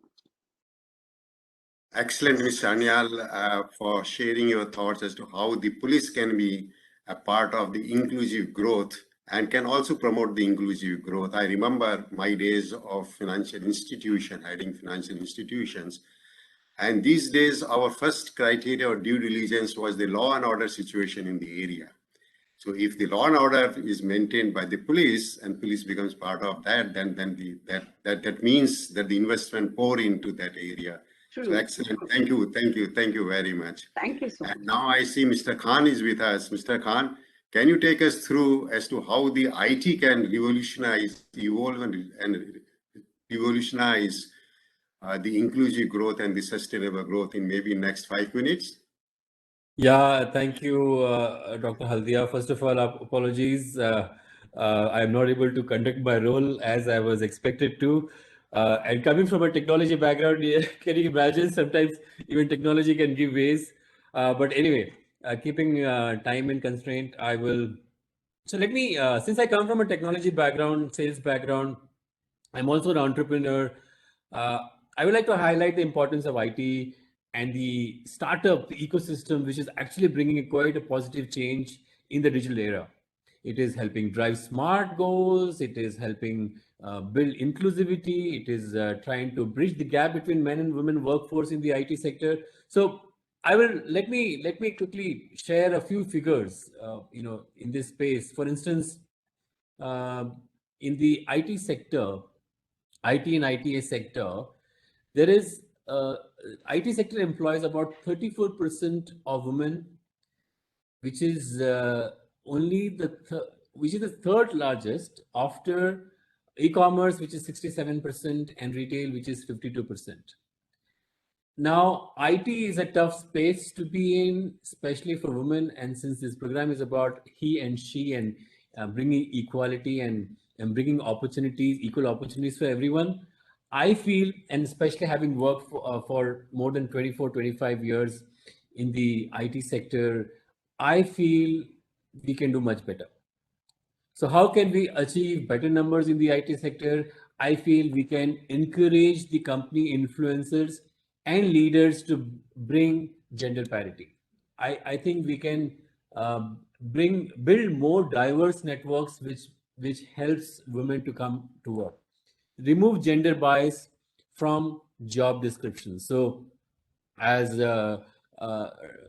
Thapa was talking about, how the jobs in the police services becomes difficult for women, but the perception has to change, right? So they have to change the job description for specific roles. Build women-centric mentoring and training programs, which is quite essential, especially in this sector. Watch for unintentional exclusion. A lot of people don't take a notice of that. Increase communications and things like that. On the other hand, entrepreneurship and innovation, as we know, is leading the India story. Not only in India, but globally, India and its startups are being recognized, and it is a great opportunity for all of us.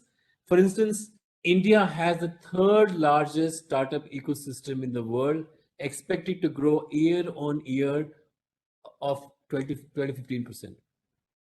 Then India has about more than 50,000 startups, and in technologies itself, there are more than 1,300 new startups which are born in 2019. Now, in the startup world, again, if I start comparing women workforce or women who are not enough women who are coming to in entrepreneurship world, I think we can bring some change there as well by enabling them to play a key role in the economic development rather than a peripheral part. I have seen this happening. They are not given the due opportunities, but I feel if we promote them and if we help them in this space, we can definitely take this to the next level. Now, how about driving innovation which is focused on women, maybe child, maybe mother care, maybe that will influence some women who are at the borderline and they are not able to join the entrepreneurship world. Then we need to definitely accelerate.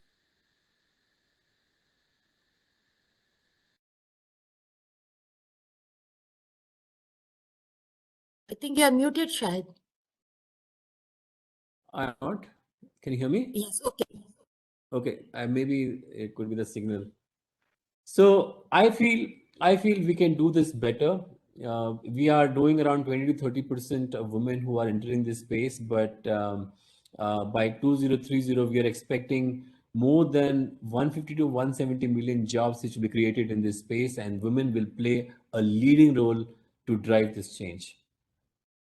Lastly, the government of India is understanding the value of working with disruptive innovators in the startup world across the value chain and utilizing their innovations to improve public service delivery. For instance, Department of Animal Husbandry and Dairying, they conducted a challenge and they got some amazing solutions in that space. Small Industries and Development Bank of India has launched a scheme to provide assistance to existing SMBs for capital. If they need capital, government is providing various schemes and programs to build entrepreneurship and startups in our country. And more than 26 states in the country already have startup policies. So why we should focus here? Absolutely, because it will spur the economic growth. It will add to the national income and obviously build employment opportunities for the people in our country. So I think we are on the right path, and I'm confident that we can drive sustainable goals. And you won't believe there are people who are willing to pay premium if the product is developed through sustainable methods. And they are actually tracing how this product is developed. So there are many organizations in this world, including India, who are if they supply their products to countries outside, they are compulsorily supposed to manage sustainable methods.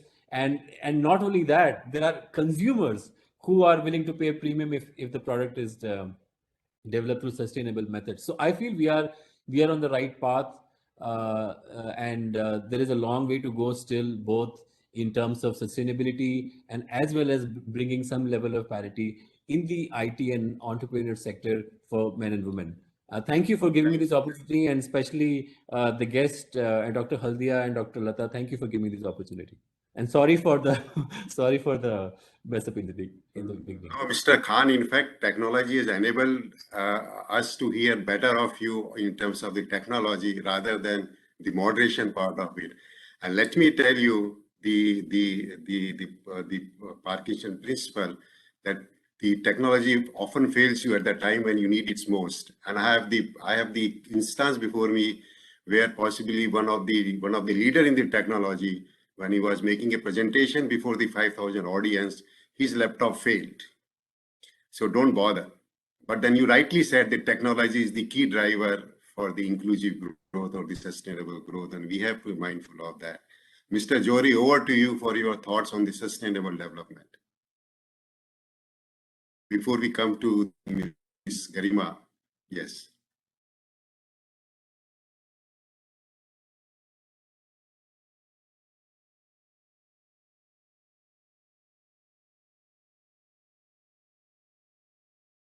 Namaste. It was such a pleasure to hear Honorable Minister of State Shri Inderjeet Singh Ji and Shri Manoj Pandey. And also, I am privileged to see members from IICA and ASSOCHAM, my distinguished fellow speakers and participants. Before I begin, I would like to convey my Ashirvad to Avni Lekhara. She has added to our pride and prestige in the international sports arena. Shubhkamnaye Avni. We are also aware that the government has implemented a structured initiative for development of and for services.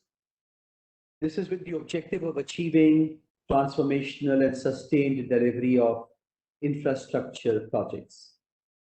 And over a period of time, this should lead to establishing a sustainable infrastructure creation cycle. It is also to establish a center-state partnership model for cooperation. With states as key drivers of cooperation, this program is focused on the strength of each district. And those areas that can be successfully improved in the short run, they have been identified. And a lot of work is going on. To measure and monitor progress, these districts have been ranked or are being ranked on a monthly basis. This ranking is based on taking into account the incremental progress made across almost, if I can remember it correctly, about 50 key performance indicators that are spread under 5 broad socioeconomic themes. For example, health and nutrition, education, agriculture, water resources, financial inclusion, and skill development. However, I feel, and that's the topic I wanted to introduce today, we must add quality of service delivery as a KPI. Most projects under this initiative have entered phase 3, in which Niti Aayog, with the support of external consultants, has been assisting the states in transaction structuring, strategy, and general process management. However, like other speakers have said, and I heard about what is the importance of women in the projects and women's livelihood. Also, Shahid mentioned about the role of technology. So I believe that I am on the right track, and I would like to say that to accelerate the delivery of projects, the need is to measure not only how much, but also how. The how not only needs building of institutional and organizational capacities, it also needs training of people at the ground level. To do this, I believe servitization is essential. In fact, referring to Honorable Minister Shri Inderjeet Singh Ji, the spirit of service is what differentiates greed from need. Greed of any type comes in the way of effective service delivery. Now let me explain what I mean by servitization. Basically, It is one of the methods to not only inspire change, but also adoption of the changed process, product, or service. Co-creating solutions with stakeholders and beneficiaries, doing more with less, and measuring how as well as how much is the essence of servitization. And given that 50 to 55% of our GDP comes from services, it is prudent to ask that we include servitization, support servitization, and have measures of service quality delivery. The ultimate objective of professional services relationships is to create value, whether it is for the public or the government or the world at large. And this value can be created in many different ways.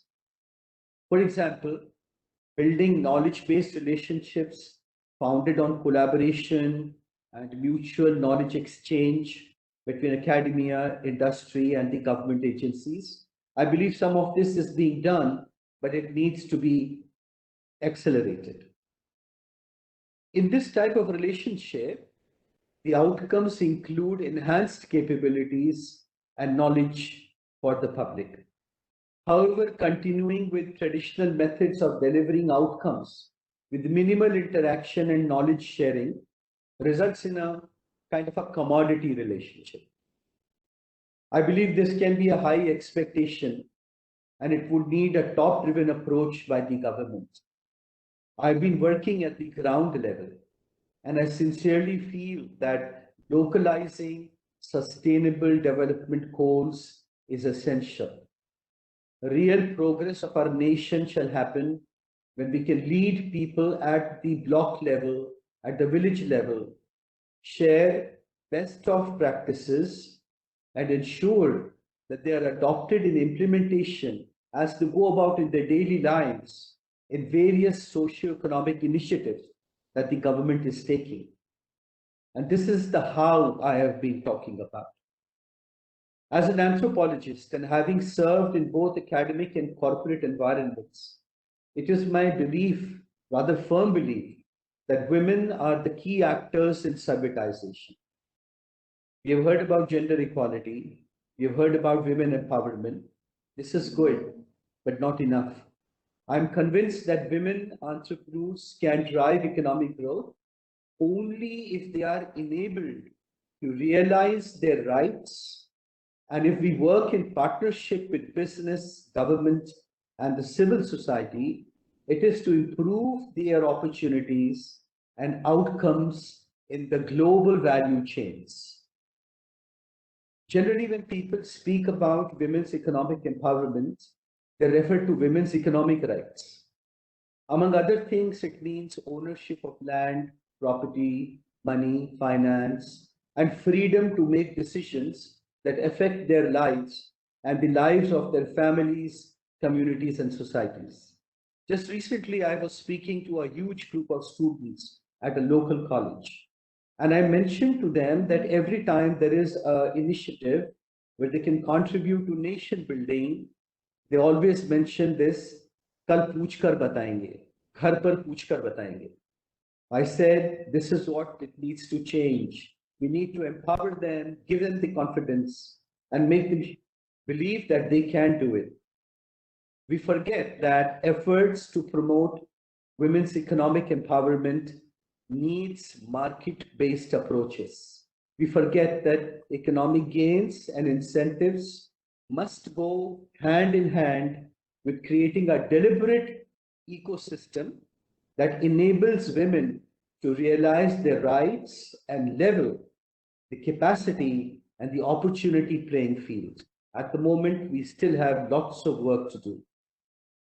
For women's economic empowerment, I believe service delivery is one of the world's most promising and fastest growing areas of investment.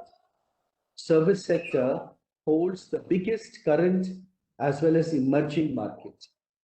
The work includes conducting gender assessments, I can't see myself anyway. Analyzing the opportunities and barriers for women entrepreneurs, identifying strategic sectors in which to focus, and supporting the development of. And through this conference, I call upon the government and industry leaders to support servitization by taking a holistic approach and help to create ecosystems that transform families, communities, markets, and societies by recognizing women as equal and powerful economic agents of change. The Women Entrepreneurship Platform, that is the WEP, which Niti Aayog has taken as an initiative, it is to promote and support aspiring established women entrepreneurs in India, assist and handhold them in their journey from starting up to scaling up and expanding their ventures. While a lot of work is being done and our government is doing, well, what it can do to encourage women that get students from different disciplines, arts and science, commerce, management, engineering, to join hands in taking up internships in their own colleges and universities on finding suitable and sustainable solutions to challenges that face us. Thank you and Jai Hind. Thank you, Mr. Rajan. And lastly, I'm sure we are running out of time, and Ms. Garima Dadich, you have a very important topic to deliberate upon.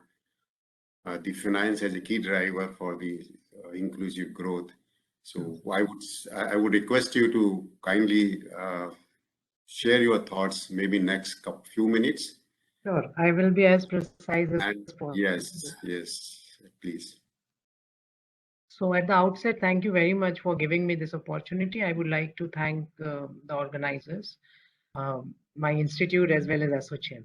Well, I'll just take few minutes by just mentioning that we all know about sustainable development, how it is an integrated concept, with primarily three aspects. That is economic, social, and environment. On the environmental front, climate change, land use change, biodiversity loss, depletion of natural resources, all these are destabilizing our earth. And poverty, hunger, lack of healthcare, and I'm talking not only for our nation, it's a world over research that show that many people live below minimum social standards. Now, why should finance contribute to sustainable development? And I'm talking in the light of sustainable finance. The main task of the financial system is to allocate funding to its most productive use.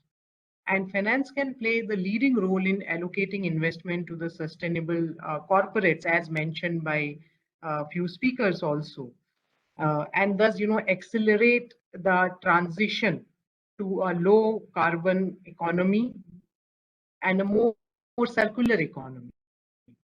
Now, sustainable finance is something which looks at that how finance, which is both investing and lending, interacts with economic, social, and environmental issues. In the allocation role, finance can assist in making strategic decisions as the trade-offs between the sustainable goals. Moreover, investors can exert influence on the corporates in which they invest. And in this way, what I'm trying to mention is that the long-term investors can steer corporates towards sustainable business practices. And finance is certainly good at pricing the risk for valuation purpose and can help dealing with these inherent uncertainty about environmental issues. The thinking about sustainable finance has gone through different stages over the last decades. Excuse me. Where the focus is, I can say that the focus is gradually shifted from the short-term profit towards the long-term value creation. Now, briefly, what I'm trying to, sensitize here is something that how sustainable finance interacts with the economic, social, and environmental issues. And we are in the transition to a low carbon and a more circular economy. Now, I will not go in the technical aspects of it, but quickly moving to by mentioning that, what is the role of gender, I'm linking the gender with the sustainable finance. So gender diversity, as we know that in India, we have taken several initiatives, and even from the leadership by having the provisions in the Companies Act to even ensuring the female representation in labor or even for other sectors. Sustainable development rests on maintaining the long-term economic, social, and environment capital.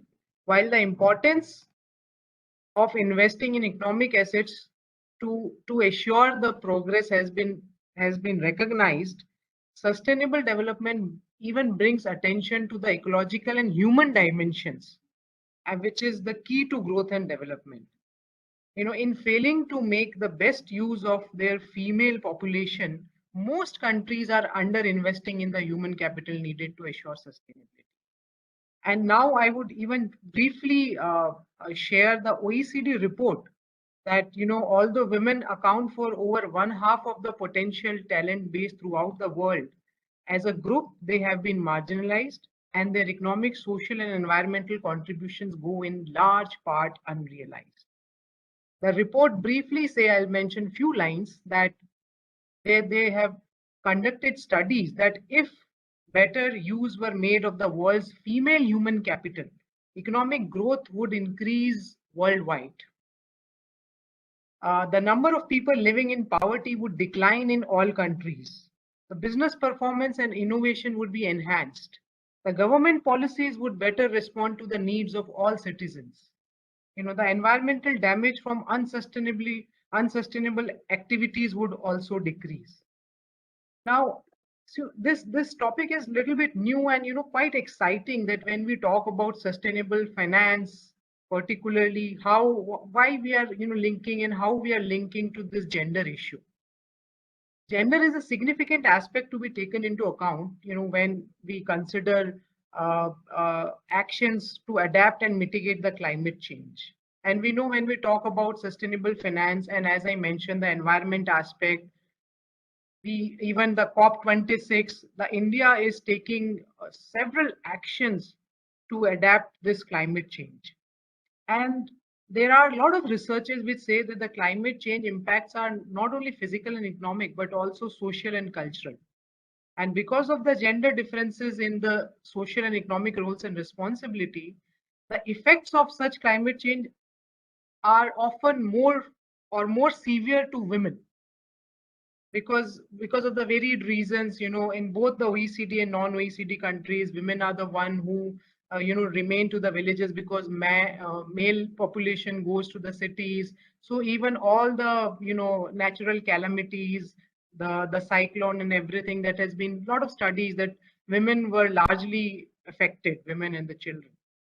So it is now, let me just share the global practices briefly around the world, and I'm referring to the company particularly in US and in Europe, that how investors prefer the gender balance in the companies, and they are investing in those particular companies. So that there are a lot of evidences in those particular aspect of this thing. Now, lastly, I would like to mention that India has emerged as important destination for investors, which is aligned with the SDGs, Sustainable Development Goals. Ministry of Corporate Affairs in this global momentum, has taken a lot of initiatives as part of the corporate disclosures.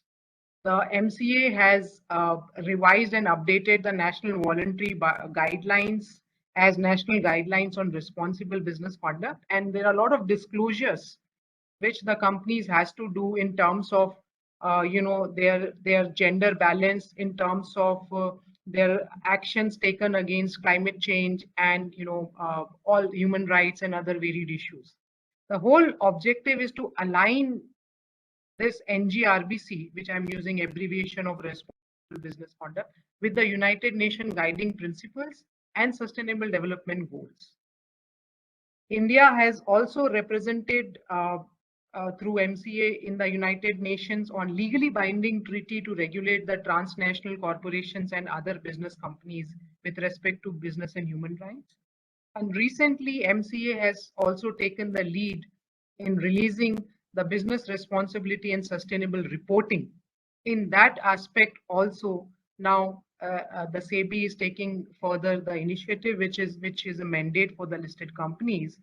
And it is a mandatory disclosure to disclose about the women representation in companies in all different hierarchies. Now, lastly, two lines that while, during the COVID-19, I mean, this pandemic has changed our world overnight. And the concept of sustainability for all factors of production remains one of the few areas with rising financial interest. There's a lot of research that how during COVID, when there's economic slowdown, there's increasing focus on the financial interest, how this kind of a sustainability or sustainable finance is going to help. Still, the research has showed, the studies have been conducted, and it has been said that we all are feeling that the ever increasing effect of climate change, or the other factors. I'm just touching one of it, therefore I'm just sharing one aspect. This is going to still get the most of the investment, most of the kind of the reputation enhancement, and the social, I can say the social responsibility or the social kind of attachment towards those particular organizations. So I'll just stop it here because I think that I have very limited time by just mentioning the former UN Secretary General Ban Ki-moon said that there can be no plan B as there is no planet B. Therefore, and last line is that the women plays a key role in ensuring the sustainable finance, which ultimately helps in achieving all the sustainable development. Thank you. Thank you, Ms. Garima, for covering such a vital topic in such a limited time. Thank you very much. Ladies and gentlemen, we come to the end of this session. Maybe we have exceeded by 5 minutes. I will only say one thing, that we have discussed many things in this seminar and inaugural sessions. To me, what matters most is the mindset of ours as an individual, as a citizen, as a society, as an institution, as a government. Unless we change our mindset, our efforts towards the sustainable growth, smart growth, or for that matter to inclusive growth would be more on the appearance than on the substantive. With that, thank you very much, and indeed a great pleasure to be part of such a distinguished panelist here. Over to you, Mr. Santosh.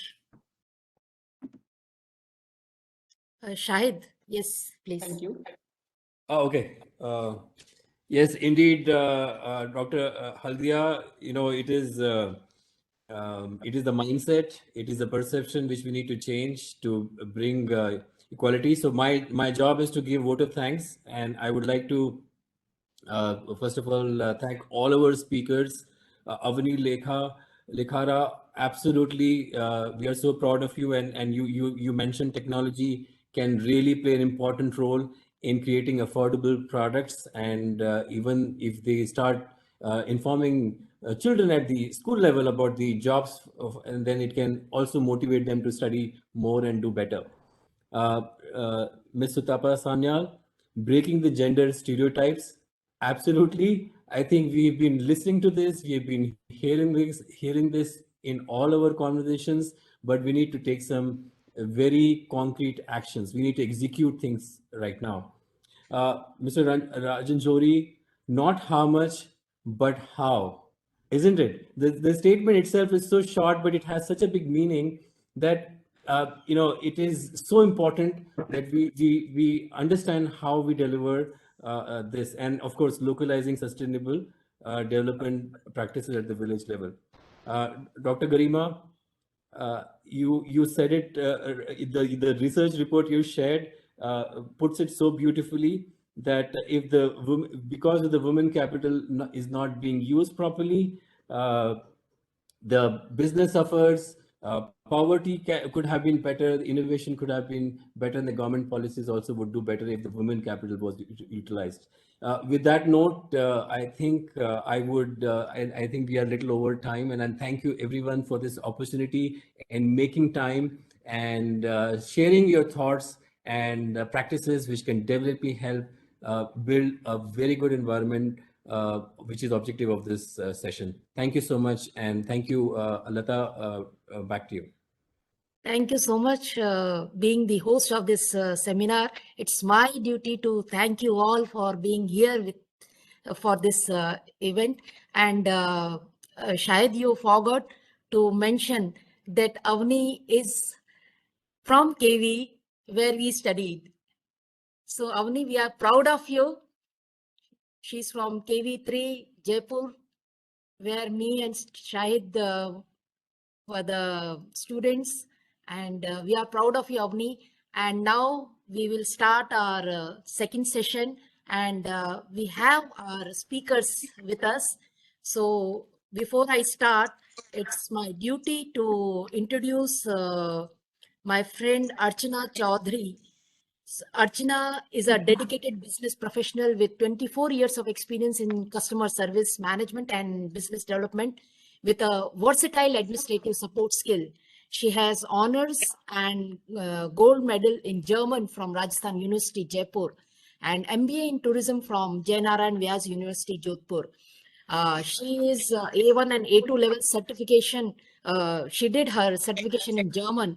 She's currently working as BBA program coordinator, national, and she's assistant professor at National Institute of Tourism and Hospitality, Hyderabad.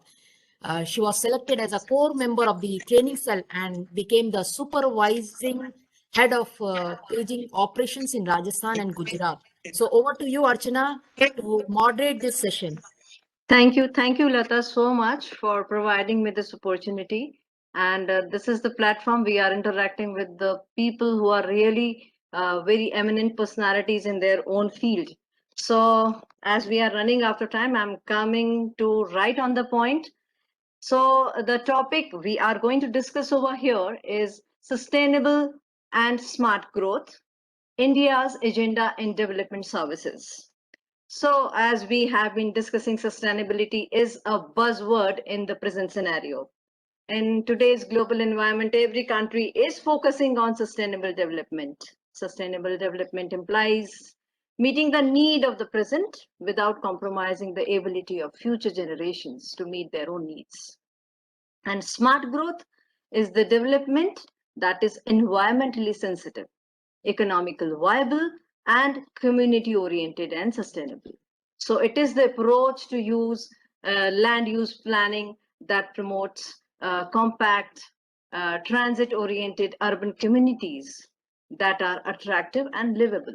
Smart growth focuses on planning and layout of communities that are efficient to maximize community goals and avoid wasteful sprawls.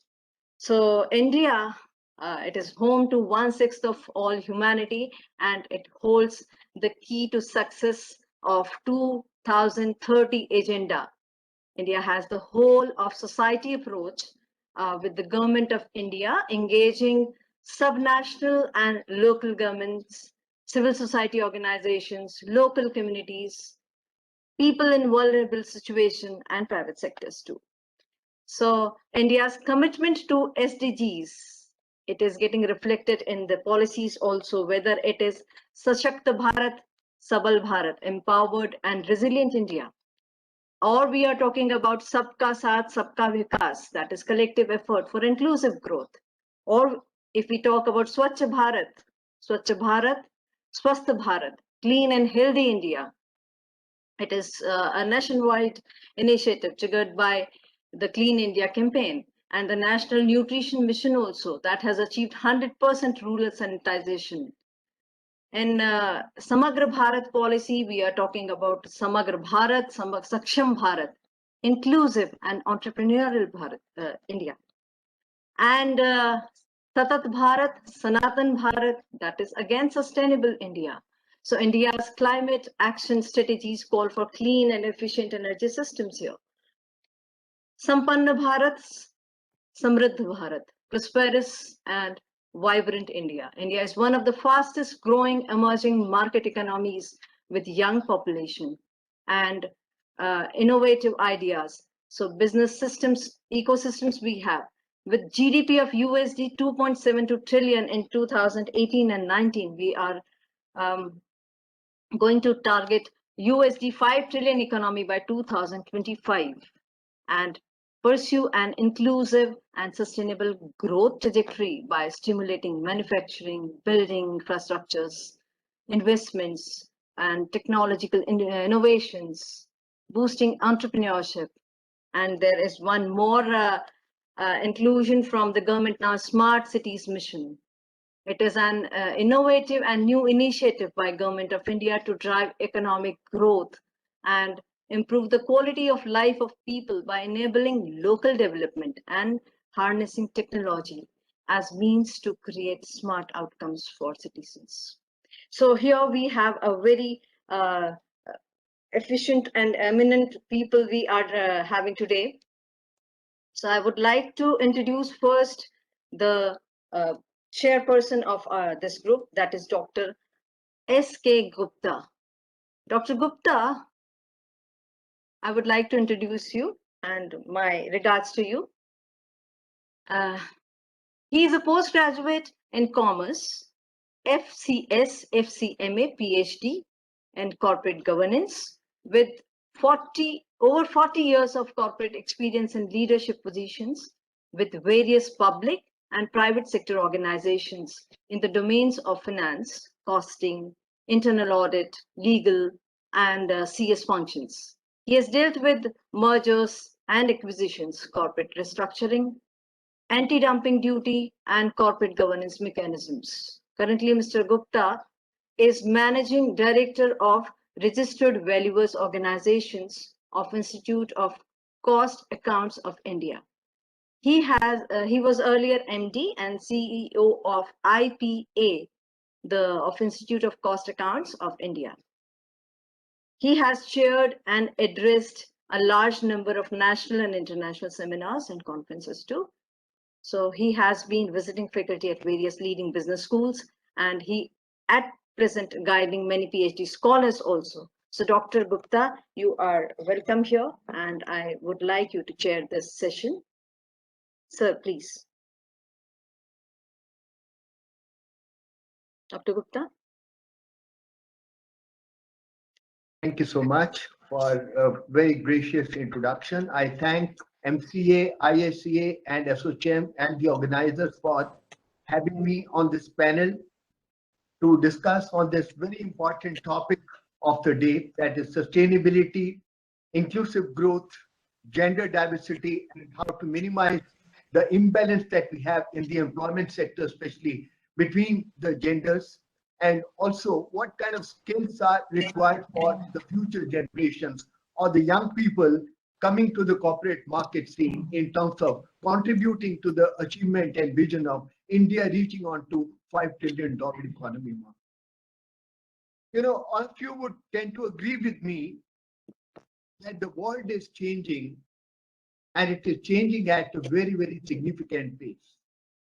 I'm not only talking about the past 2 years, which have hugely been impacted by COVID-19 pandemic situation, which has impacted humanity as a whole.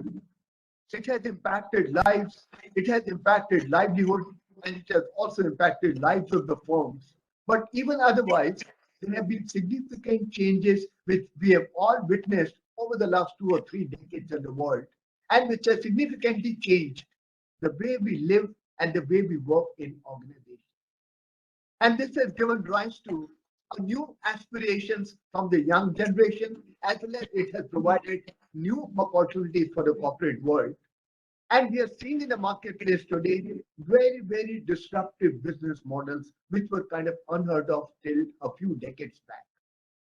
We all know that the world's largest travel car company does not own a single car of its own. That's Uber. The world's largest travel lodging company does not own a single hotel room of its own. That's Airbnb.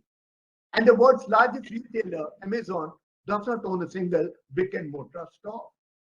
These are very, very disruptive business models, but that's what is going to be the way forward for all the businesses across the world. That if these businesses have to sustain They got to identify the problems of the people, and we have provide solutions for solving those problems. And not only the present problems, they have to also anticipate the future problems that mankind is probably likely to face, and then come up with innovative and creative solutions. That's how sustainable development can take place either in the corporate sector or in the world as a whole, and be able to fulfill the SDG or the sustainable development goals that we are talking about. So what is basically essentially required today is that we have to reap the benefit that India enjoys in terms of demographic dividend. India is number 2 in terms of population as absolute numbers, but then most of the population of China is aging, whereas most of the population of India is young people. How do we harness their energy? How do we harness their potential is what is going to be the key. How do we leverage the abilities of the younger generation and put them to productive use for the ultimate benefit and development and economic growth of the country? That's going to be key going forward in this situation. At the same time, we also got to remember that values are valuable. It's not only when you look at the valuation of a company, it's not only the kind of assets that you reflect on the balance sheet, but rather the balance sheet reflects only about 25 to 30% of the value of a company. It's quite possible, and there are many examples where a company with a balance sheet of just about 100 crores had a market capitalization of 500 crores. Because rest of the value of the company comes from intangibles. And that's where inclusiveness, gender diversity, decision-making, empowerment of women, brand equity, all these things become very important in order to create value for the stakeholders going forward. It's no longer only profit that the stakeholders look at while making investment in a particular company. They actually look at triple bottom line, people, profit, planet. Rather, the fourth P has recently got added. That's the pandemic. How is the company taking up the challenge of this pandemic COVID-19 situation? Many of the businesses have been devastated by the COVID-19 pandemic, but at the same time, many of the businesses have been able to stay afloat and keep their head above the water, even in the most of the trying times, because they've been able to revisit, they've been able to reimagine, and they've been able to build a different kind of a business model, which is highly resilient. That is the requirement of today, that we need to build resilient business models with a view to sustaining in the marketplace over a long period of time, and thus contribute to economic growth and economic development of the country. Of course, what got you here cannot probably take you there tomorrow unless you reskill, because things are changing so very fast in the business world, in the corporate world, that all of us have got to reskill ourselves, retrain, build more capabilities which are required in today's challenging world. You got to have empathy, you got to have emotional intelligence, you got to have social intelligence, you got to have ability to learn very, very fast the new skills which are required by the corporate world in the most dynamic business world that we have, which is characterized by an acronym VUCA. We live in a world which is very highly vulnerable, hugely uncertain, very complex, and very, very ambiguous. In this kind of VUCA world, the future generation getting into and having a responsibility of creating a sustainable business model for the corporates and for the world as a whole, they need to therefore dig through and build up the skills which are required in this 21st century. 20th century skills will no longer help you to move forward in the expected direction of building up a sustainable world. You got to develop skills which are required, such as empathy, building up social capital. We are moving into a new space of corporate reporting. The annual report that the companies churn out, and which is also mandated by SEBI and also by various laws that we have in practically every country, is not going to be sufficient to provide the kind of information which is demanded, expected by the stakeholders today. That is why we have the emerging concept of integrated reporting, which identifies that besides financial capital, there are 5 other kinds of capital which are very, very essential for building up a sustainable business. We talk about and look at human capital, social and relational capital, manufactured capital, natural capital, intellectual capital, besides, of course, the financial capital with which we are all familiar with. So not taking much of the time right in the beginning, of course, I'll get to interact with you later also during the session. But my end note out here would be that if we all got to look at building up a sustainable nation, a sustainable economy, and taking up Indian economy to the level of $5 trillion economy, we all got to work together and carefully look at sustainable policies, women empowerment, gender inclusion, and inclusive growth. These are going to be the key action points for the government, for the industry, and for the academia. And if all the three, all of us can work together, I don't think it's going to be an impossible task to do. That's where I end for the time being. Thank you. Thank you, Mr. Gupta, for such an insightful, thoughtful your message. And now I would like to call Dr. Nan Mitra. She is an international authority on the subject of sustainability, CSR, and responsible leadership. Her company, Sustainable Advancements, OPC, Private Limited, is a woman-owned company that broadly aims to promote the Sustainable Development Goals. Ma'am, please. Thank you, Dr. Mangal. The best part about having being in a panel like this is stalwarts like Dr. Gupta has really spoken a lot about the topic. So I will be very short in what I will be delivering today.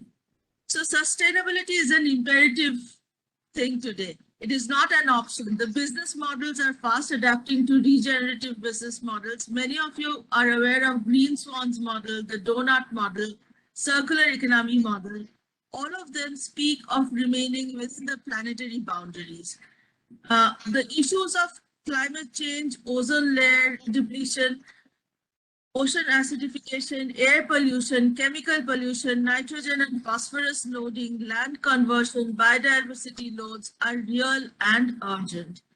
The 17 sustainable goals backed by 153 targets are charters that can help attain sustainability.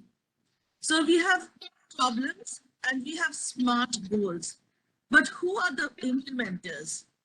Most definitely you and I as individuals and also as institutions.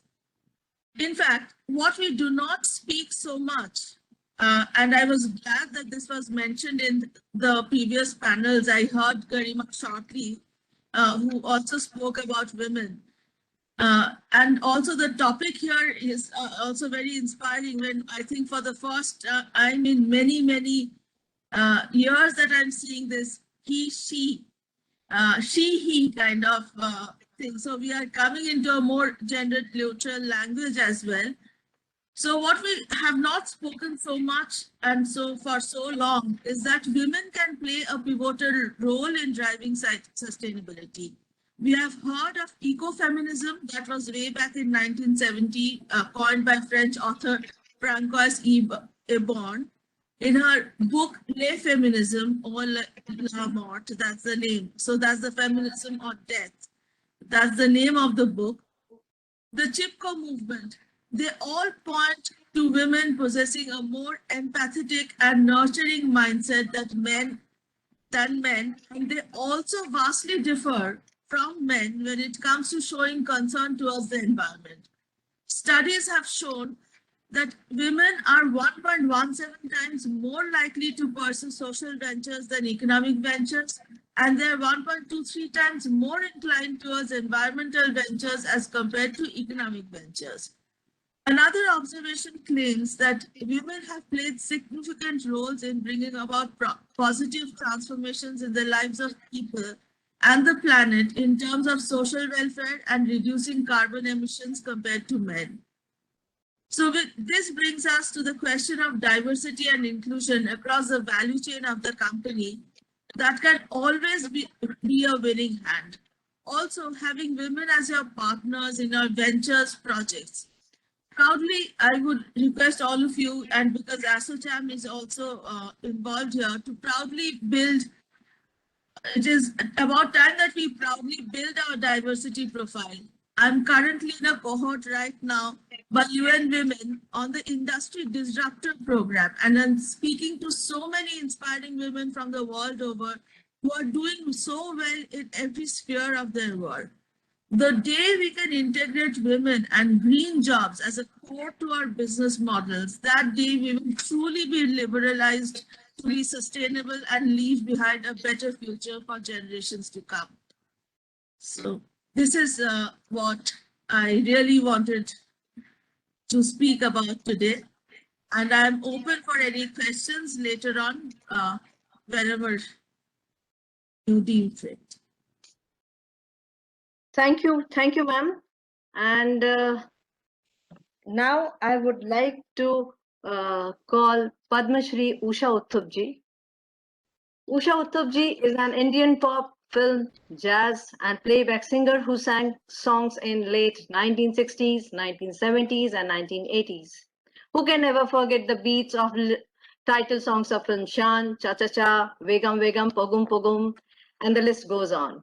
She's a stage performer and gave performances all over the world and is known for her lively stage performances. She has been facilitated with several awards over the years that includes Rajiv Gandhi Puruskar, Mahila Shiromani Puruskar, and Padma Shri in 2011 for her contribution to music industry in India. Ma'am, regards from our side, and please join us for this talk.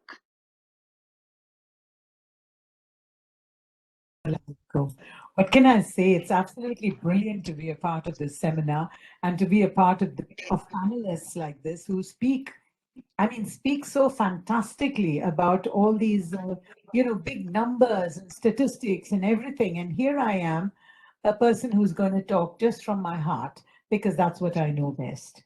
And this, I would say, is I hope all of you can hear me clear. Yes, ma'am, we can hear you.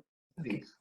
I should like to say that, there is one thing I definitely want to talk about, but I'm not quite sure how we're going to put it into the brackets that all of you, or into the, shall I say, to the box that all of you have spoken about. Well, there's sustainability, there's growth, there's forever, there's inclusion, there's clean tomorrow, there's green India. There's so many fantastic things we all believe in. Most fantastic thing is that it's S and he, which makes us she, which makes us believe, and I am completely convinced that we cannot do anything on our own. I am not a woman's libber at all, which is what will give us sustainability finally, is to be able to accept that, yes, we have to live in a world together. Man and woman walk together towards progress, because otherwise it's not going to happen. Without man, there is nothing that woman can do, but hey, without us, they can't do anything either. So I think at the very outset, let me say how wonderful it is to be a part of S/he. For me, this is what God meant us to be, together. And I think every woman's issue is indeed a man's issue. And I think the easier it'll be for the whole world if we learn to accept this and and that is for me, the basis of sustainability. There is one thing, though, I should like to talk about today, which before I'd like to say thank you to all of you for including someone like me in a seminar like this, because I keep talking on all sorts of, motivational and, inspirational fora. But it's wonderful that Lata ji asked me to join all of you in this. There's one thing that I think everybody seems to just overlook. And I'm talking about growth, I'm talking about sustainability, I'm talking about inclusiveness. The one thing that you all forget is the fact that, hey, without entertainment, without this fraternity of entertainment, where would we be today? Where would we be? I'm wondering how we are ever going to make it a part of our movement, or how we are ever going to be a part of, the sustainability or all the statistics that you all talk about. When is it ever going to be known that, it can be a really viable part of, economic growth if we only accepted that this is an industry by itself. And why? Why I'm saying this is because as a woman, as a singer, as an entertainer who's been on the scene for 52 years, let me tell you that nothing works, actually nothing works, if we didn't have our musicians and if we didn't have our technicians. Somehow or the other, this particular field or this particular area has totally been ignored. I mean, isn't there some way by which we could make this all sustainable and know that you, I, all of us, everybody on the panel, everybody needs a little bit of relaxation, which is what we give. But if I don't get a job, then my musicians don't, and my technicians don't. They're like daily wages. Okay, if I get a job, I can pay it. But luckily for me, through the pandemic and through the COVID times, I have not cut even one person's salary, whoever's been working for me.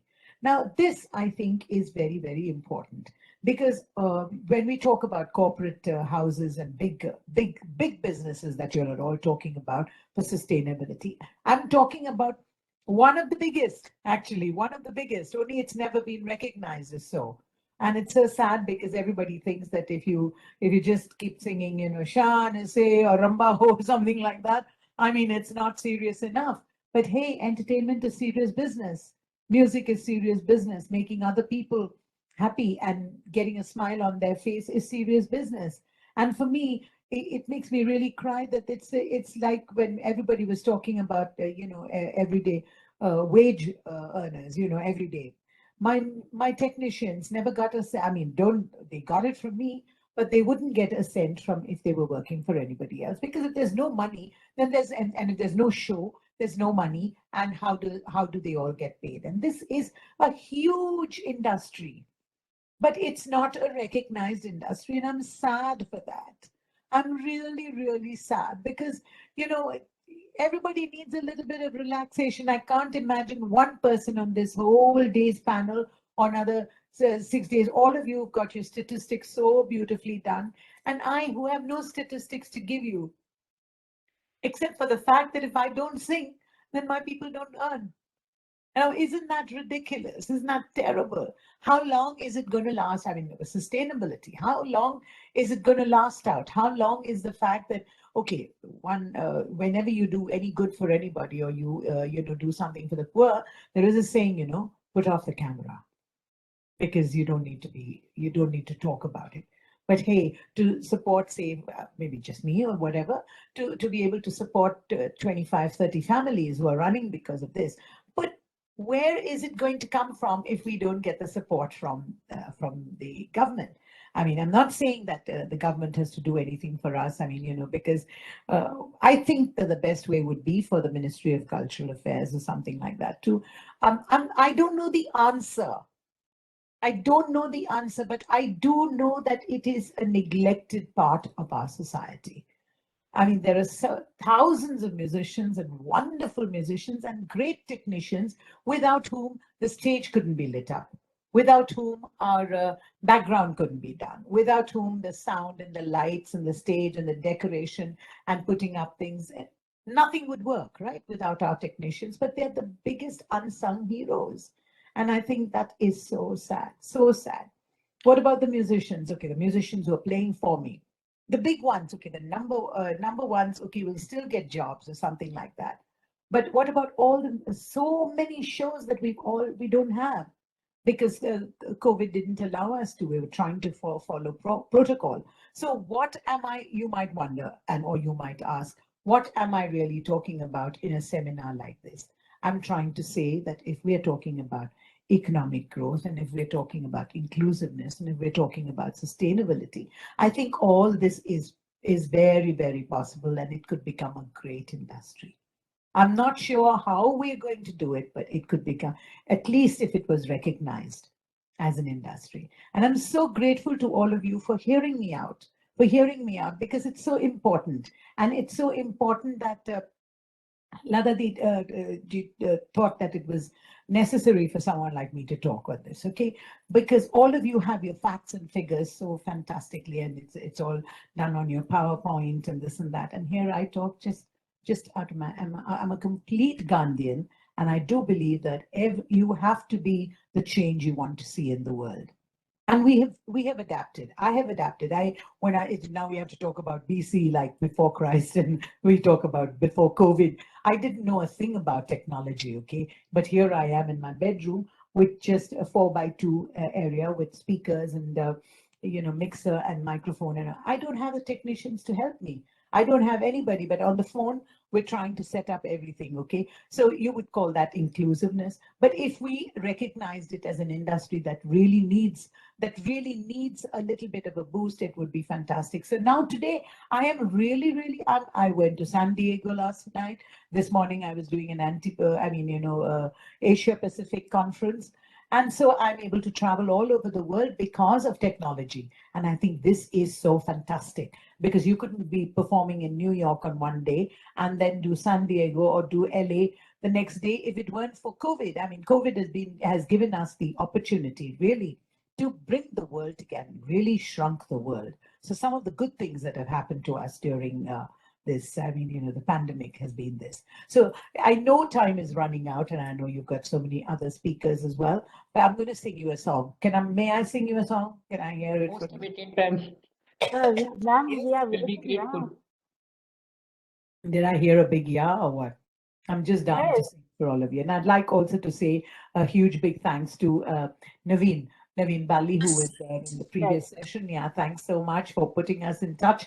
And I do hope that we can do a nice concert where everybody will be happy and we won't be talking about all sorts of sad things all the time, okay? I'm a compulsive optimist, and I believe that tomorrow is going to be wonderful. Don't look back, because that's not the way you're going. That's not where you're walking. We're walking forward. So I want to say that that wonderful song that Gurudev wrote is so relevant even today. So let me sing it for you. I just hope it all comes out well. We didn't get a chance to try out the. So if you can just show me your hand up if you get the sound right, yeah. Yep. Can you hear?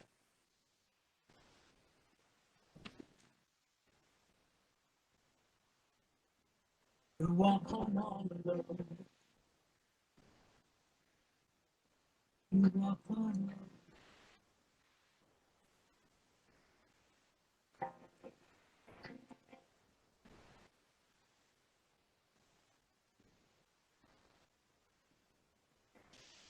Jodi Dakshini Kirnashi Tabe Akla Chaluri. Jodi Dakshini Kirnashi Tabe Akla Chaluri.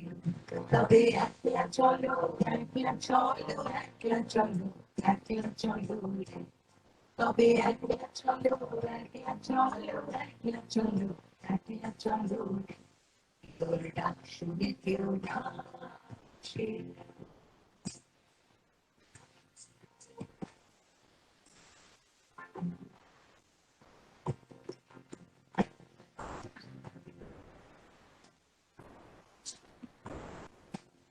If no one speaks to you,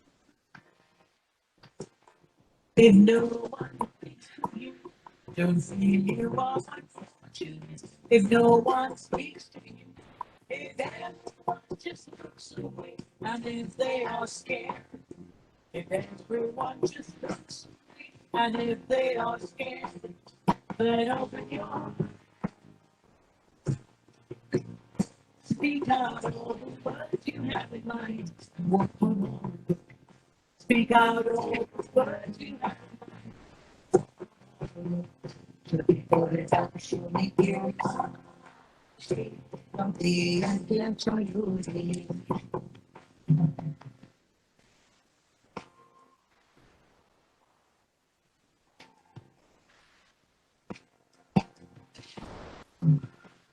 Judy Shabai Piri Jai. Judy Shabai Piri Jai. Uri Uri. Shabai Piri Jai. Judy Gawan Pati Jabar Kali Piri Na Jai. Judy Gawan Pati Jabar Kali Piri Na Jai. Navi Pati Kanda.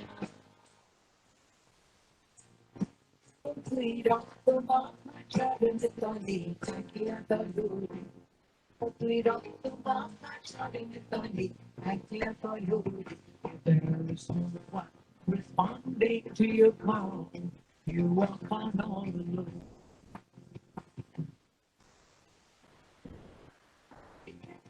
I also like to say to you, Kadoshi, he helped me get on with this year. Thank you. If no one shows the light, if no one shows the light, don't feel you are unfortunate. If no one shows the light, if they all shut their doors on you on a dark and stormy night, if they all shut their doors on you on a dark and stormy night, or thunder and lightning, set your soul on fire and in the blazing light, you burn alone. Set your soul on fire and in the blazing light, you walk alone. You put it out, you know. See the ways and let your beauty to be good at you now. See the ways and let your beauty. The way I let your love and enjoy you and let your love and enjoy you. The way I let your love and enjoy you and let your love and enjoy you. To be good at you now. See the ways and let your beauty.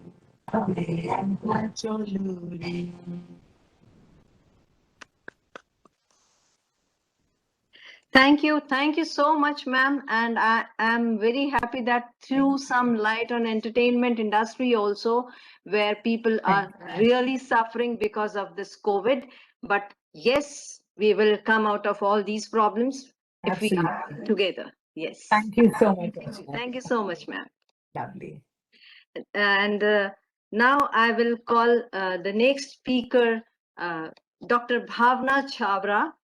She is a professor at IBS Gurgaon. She has 21 years of experience in teaching, mentoring, consulting, and research. Dr. Bhavna did her doctorate in the area of banking. She's also managing editor of Samvad, a quarterly magazine of IBS Gurgaon. She has organized various conferences of national and international level at IBS Gurgaon. Ma'am, please take over the mic. Thank you so much, ma'am. Am I audible to you? And yes, ma'am, you are audible. Thank you so much. So thank you, Chairperson, Dr. Gupta, sir, and good afternoon to all the ladies and gentlemen. I'm very much honored and privileged to be the part of this august audience, specifically on this valued platform. I am thankful to IICA and ASSOCHAM and all the organizers for giving me this platform to present my thoughts today. And I must say that IICA Ministry of Corporate Affairs in collaboration with ASSOCHAM is really doing a wonderful job by organizing, through these various platforms, giving us all an opportunity to come here to present our thoughts. And specifically on, every time I hear a conference from ASSOCHAM, it is always on a very contemporary topic. So thank you so very much, all of you. And today, our Honorable Union Minister, Shri Rao Inderjeet Singh ji, and Kelvin sir, Preeti ma'am, and Shri Ashok Haldia sir, they all spoke about technology and its importance in achieving the inclusive growth and sustainable development. So my area of discussion today would be around this only. So since we have entered into the most exciting times, and specifically after the post-COVID, and that is the theme of the today's session also, inclusive growth and opening up of the new avenues, new jobs, new skills. So I will talk about the story of the entrepreneurs of India who are constantly endeavoring to open up the new business avenues and learning new skills and giving a lot of jobs and the different, potentials. Specifically, when we talk about the inclusive growth, we all know that inclusive growth is not a process, and it is also, it is not only a process, it is an outcome also. And as a process, it requires the wider participation of all, and wider participation of all among, the different sectors, among the different sections of the society. And when we talk about as an outcome, so as an outcome, it aims to decrease the income inequalities and to decrease, to improve the employment potentials. And inclusive growth has always been, a focal point of all the policies, whether it is a fiscal policy or it is a monetary policy, or it is a trade policy, or it is a labor market policy, or it can be a price policy across the globe. So we are very much concerned about it. And specifically the post-COVID story, which we all know, we all have felt that the complete economy has gone down, and the growth trajectory has really been affected. So now, after this post-COVID situation, we are feeling a sense of optimism.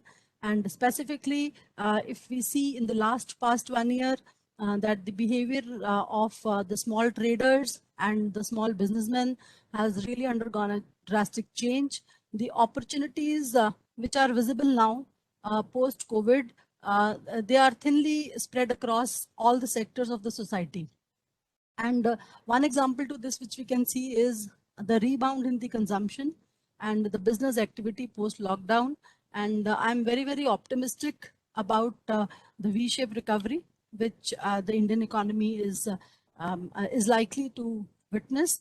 And also, how to encash a lot of different opportunities. So now people are more comfortable meeting their consumption requirements online. And this digital revolution which has taken place has a huge, huge potential, which is maybe, difficult to capture or difficult to imagine at this point of time. Since there is a lot of spurt in the online activities, we see that this online platforms and the small traders, the small businessmen who are registering themselves and who are following the digital marketing ways of becoming more online, visible through the different digital platforms which we have. So it is giving a boost to the different sectors also which are closely associated with it. Say, for example, the supply chain, the digital marketing, the complete IT industry, the logistics and the transportation. So every sector is largely getting benefited out of it. And it has definitely robbed the conventional businesses. Initially, when these online platforms, they came into the existence, they were running into the losses, and we were thinking that they will definitely affect the brick and the mortar system. But now with the pandemic and with the new ways, we can say that all the small traders and the different small businessmen, they have also adopted to the change, and they have come online and they have explored the different opportunities, by the way of which they are also happy, and then they are able to sell their products. So actually it is a win-win situation for all.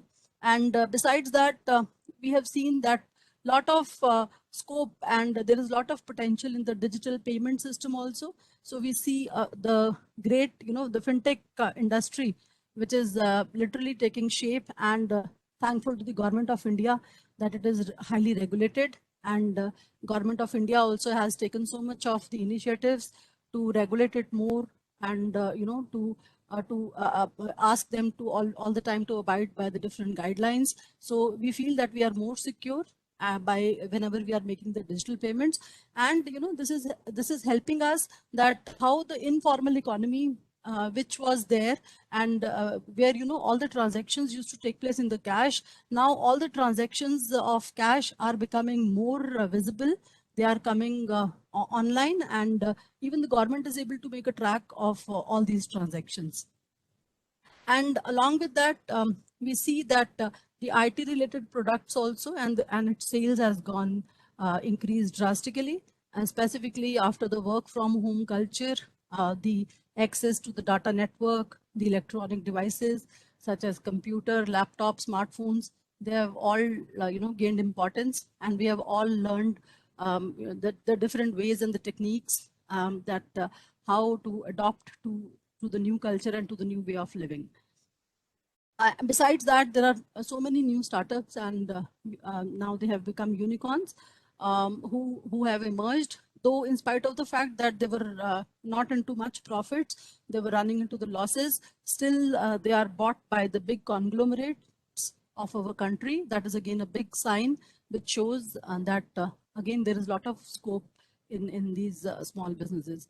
And along with that, the Ministry of Skill Development and Entrepreneurship also, side by side, they have taken so many initiatives, so many schemes are there which are in place, and they are spending huge amount to upskill the workforce, the manpower, by building the vocational and the technical training, and by building, by teaching them the new skills, by making them more employable.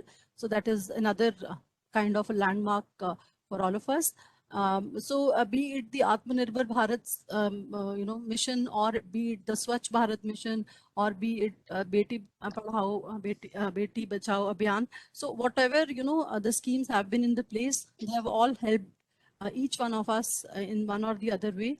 And specifically, if we see the CSR activities of the companies, of the corporate sectors, it has increased drastically. So that is again a good sign that corporate sector has come up, and they are ready to take the social responsibility for catering the inclusiveness requirements, and they are coming up with the new innovative ways that how these CSR activities can be built around.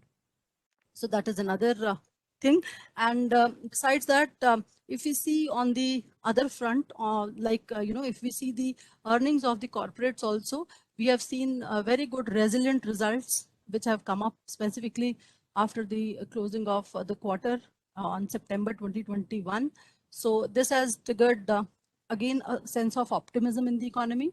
We are hopeful that there will be a lot of more capex activities done by the corporate, which will again trigger the investment cycle and will enhance the employment opportunities at large, and will definitely able to help us to meet the agenda of inclusive growth.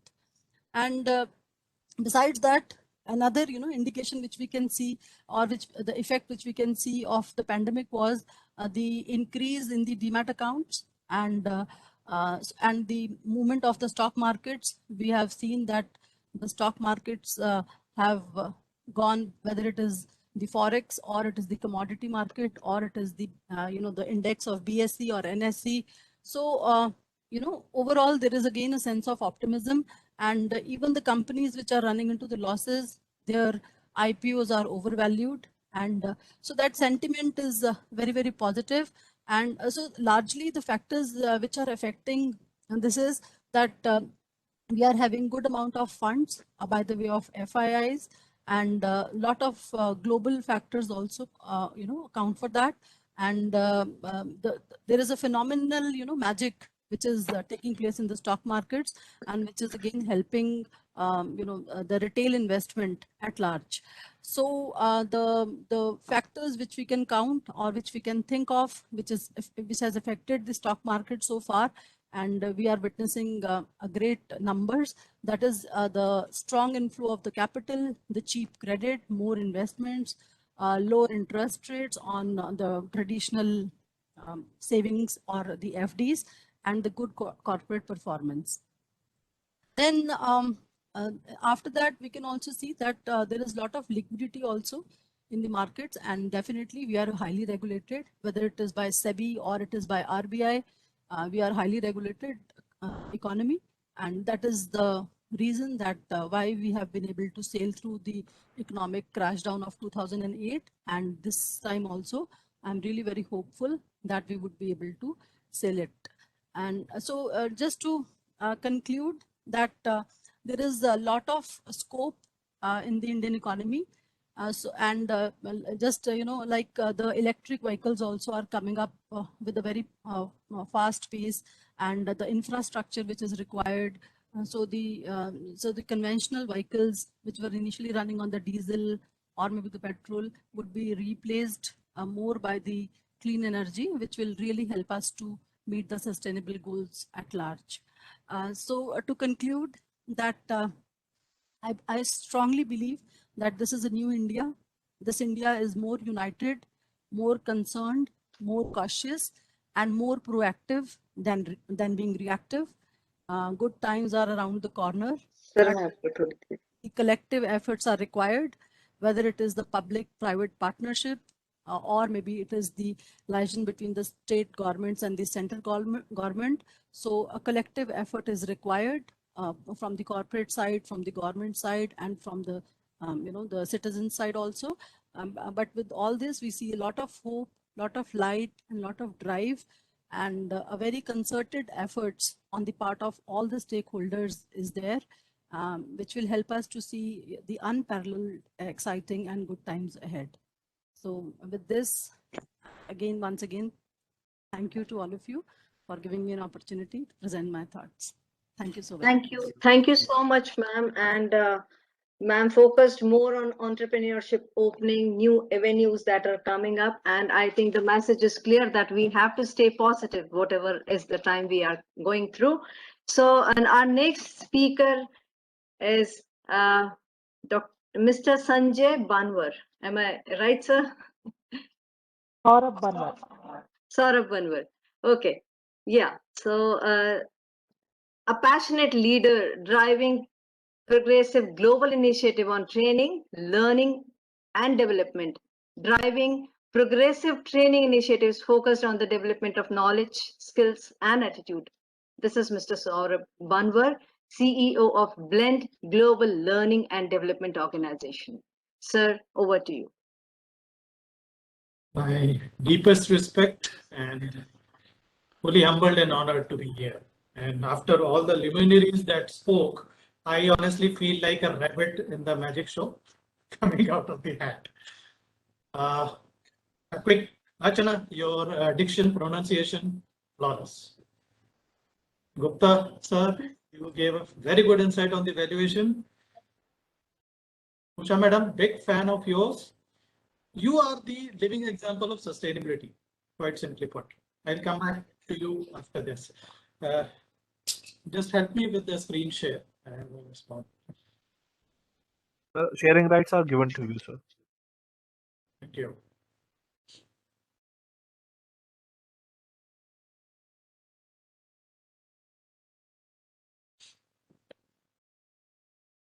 I'll start with a small story, and then I'll move to a quick introduction of an avenue that is really making a difference today.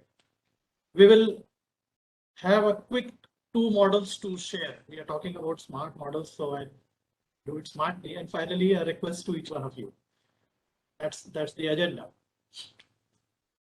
Everyone can see my screen. Give me a minute. Sir, can you please once again draw? Now we can see, sir. Now we can see your slide. You can see the slide? Earlier we were able to see, sir. Yes, now we can see. It's on full screen more? Or? No, now it's not on full screen. Digital mode always gives you a challenge first, a solution later. Okay. Now it's yeah. The story is quite simple one. It's the story about the creation. It's from the Bible. So Genesis, it says that God took 6 days to create the world, right? And in 6 days, he added actually all the sustainable elements for the world, the SDGs that we speak about. 6th day, he added man, along with other living animals. And then the world as created by God was just as perfect, beautiful, pure, natural, everything just there. But then man was not happy. He got bored of all these things. He was all alone. He got desolate, disappointed, discouraged, and everything. Imagine a creation of God in the God's world being like this. So then God thought over it, and in the night when the man was sleeping, he picked up one of his ribs. From that, he created the most amazing creation of a woman.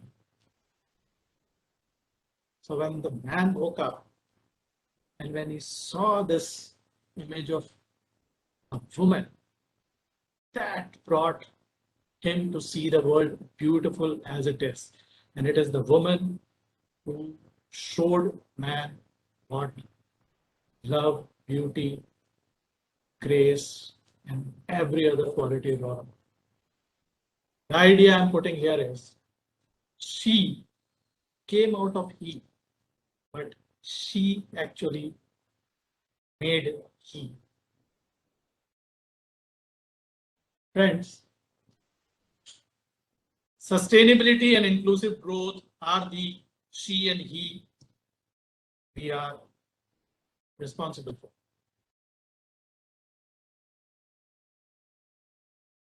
The rib here is the human element. The human element which is full of all the capabilities, all the potentials, which can really sustain it. You and I will go away. What we'll leave behind is the most important thing. So it is our foremost duty to actually create opportunities that can make a difference tomorrow. Let me introduce the industry which is doing it meticulously.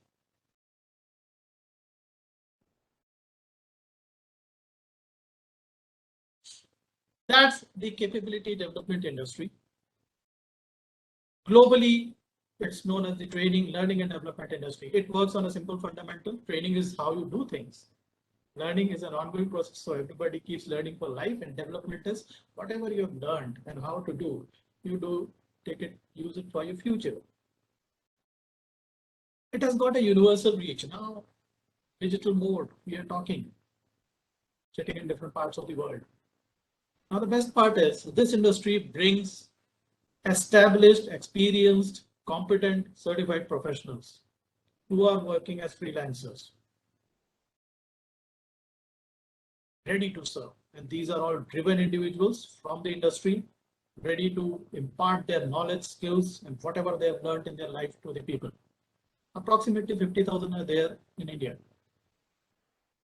Careers and life which are influenced, that is again a good, competent trainer actually influences 1 lakh lives in his career span. Imagine changing, transforming 1 lakh lives. And it applies to all sectors, all streams, every industry.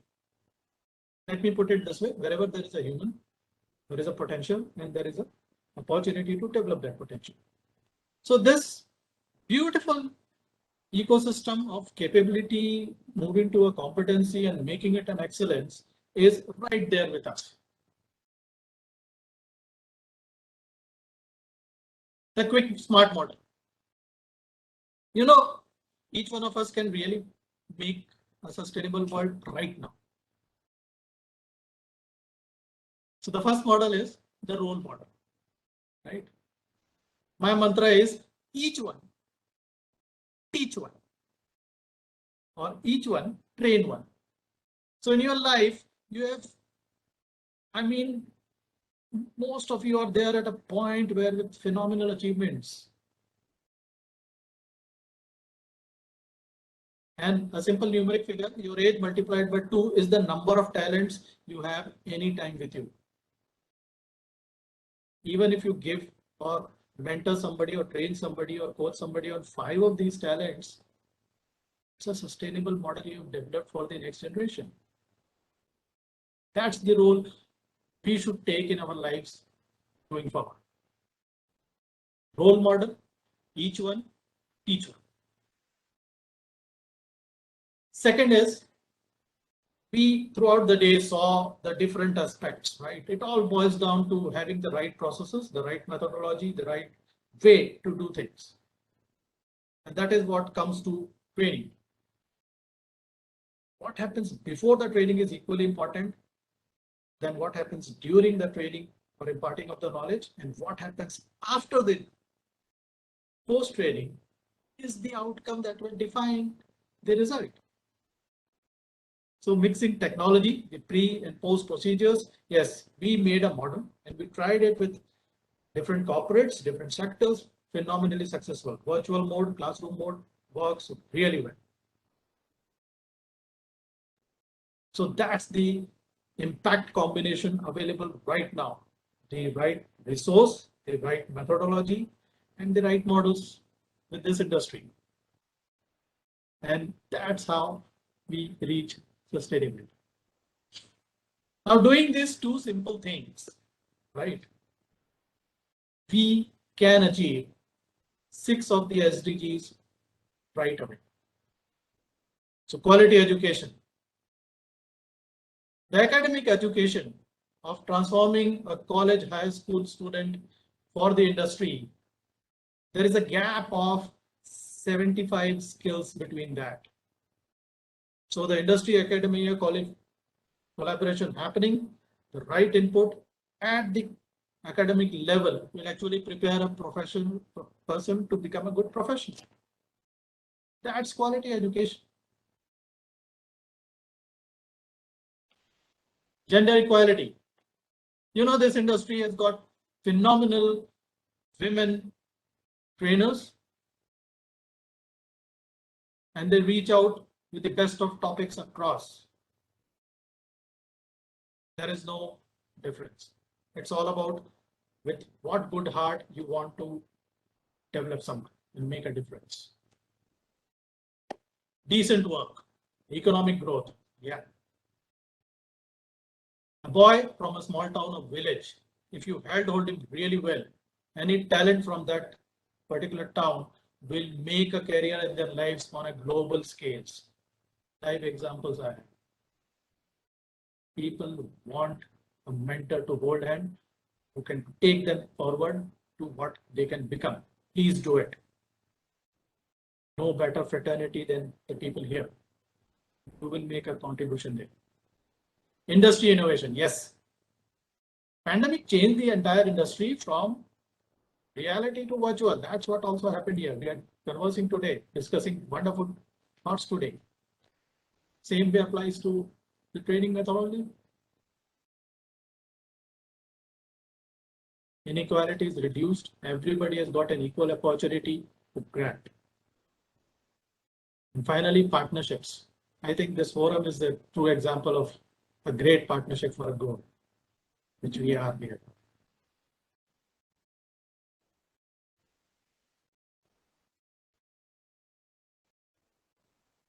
That's my humble organization that we bring forth, including it's not what we take, it's what we leave behind that will make us sustainable. So let's blend our thoughts, our actions, and bring it on. And in word of thanks from my side, yeah, this is a truly empowering forum. Let me thank Aika for creating this platform, ASSOCHAM for really bringing the luminaries and dignitaries together, all the people who have been here at the backstage doing all the hard work.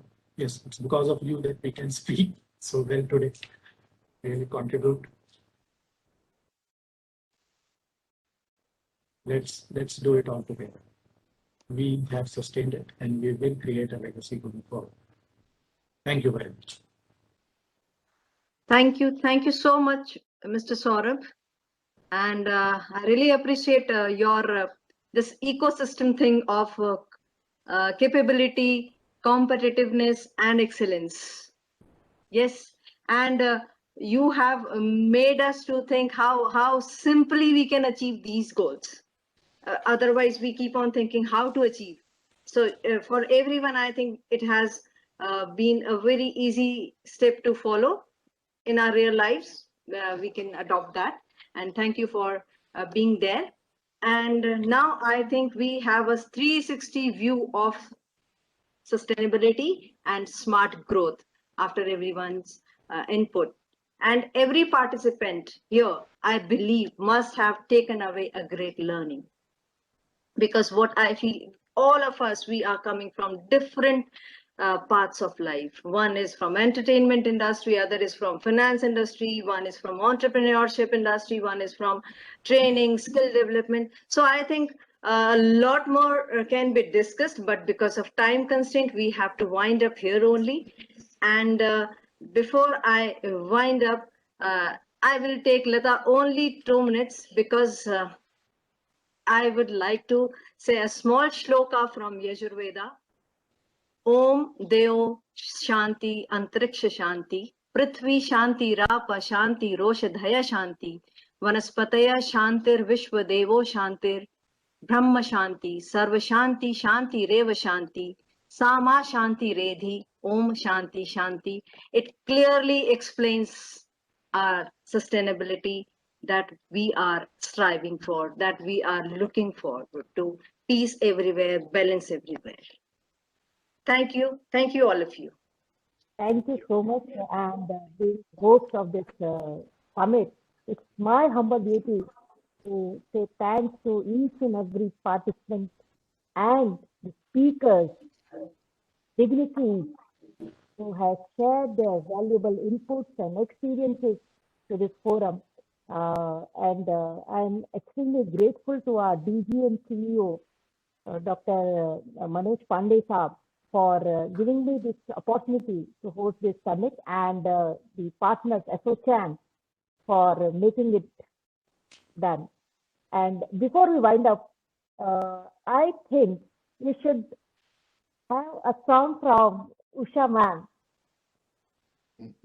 That's a new one. So that memories, and we cherish this. You have to tell me what you want. I asked you earlier on what you'd like to listen to. So according to that, I will get the song out. Ma'am, it's up to you. Anything. No, it's not up to me. You tell me what you'd like me to listen to. to. Not many languages worldwide. We have participation from Africa as well. So my friend Peter, he has just messaged me that he's there. So if you can sing an African song, we'd love to do that. I'd love to sing an African song, but then there is so many. So would it be okay if I just sang something from East Africa, Kenya? Sure, ma'am. Sure, ma'am. He's from Kenya actually. Because it's just fantastic that I got an opportunity. I just wish you had told me, then I just wouldn't have even put up this, because it's so important to get everything organized beforehand. And yes, I am very, very keen to sing for all of you. And if there's anybody over here who would know this song, it would be great. It means my angel. Of course, there are so many requests that have been coming to me on the phone for Dam Marudam and for Darling. So you have to tell me what the choice would be. Would you like me to sing Darling? Because there are a million requests for that. Yes. So tell me which one. Darling? Okay. Yes, ma'am. Yes, ma'am. Everyone is saying yes.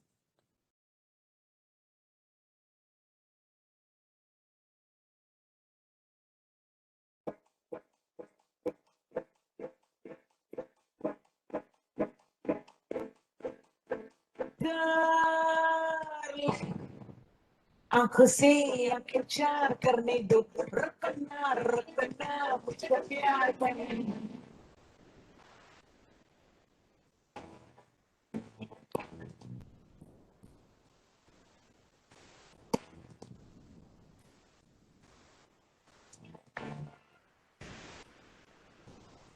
Darling, आंखों से आंखें चार करने दो, रुकना मुझको प्यार करने दो। Darling, आंखों से आंखें चार करने दो, रुकना मुझको प्यार करने दो। मैं बहारा पीछे जाने यारा बुलबुल गोरती इंतजार करने दो। Darling, आंखों से आंखें चार करने दो।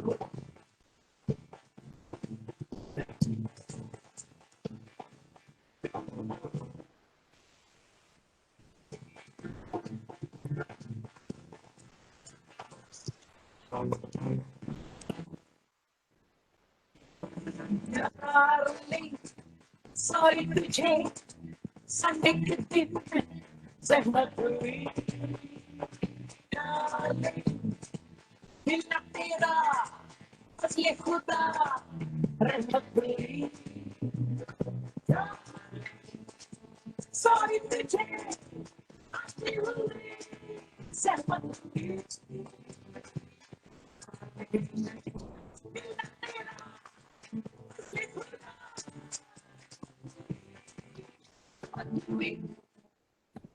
Darling, दिन को देते तो इख्तियार करने दो प्यार आँखों से आँखें चार करने दो मुझको प्यार करने दो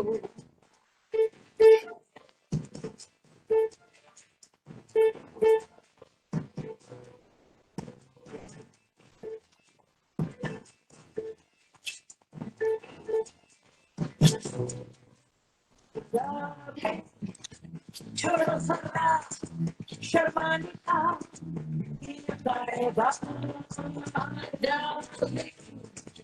है भी है रह भी है क्या फायदा छोड़ो सन्ना शर्माने का ये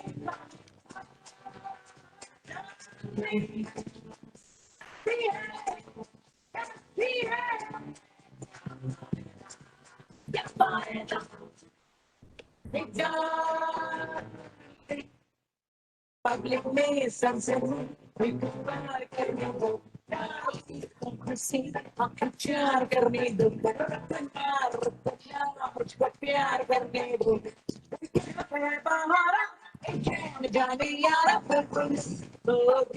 इंतजार करने दो आंखों से आंखें चार करने दो आंखों से आंखें चार करने दो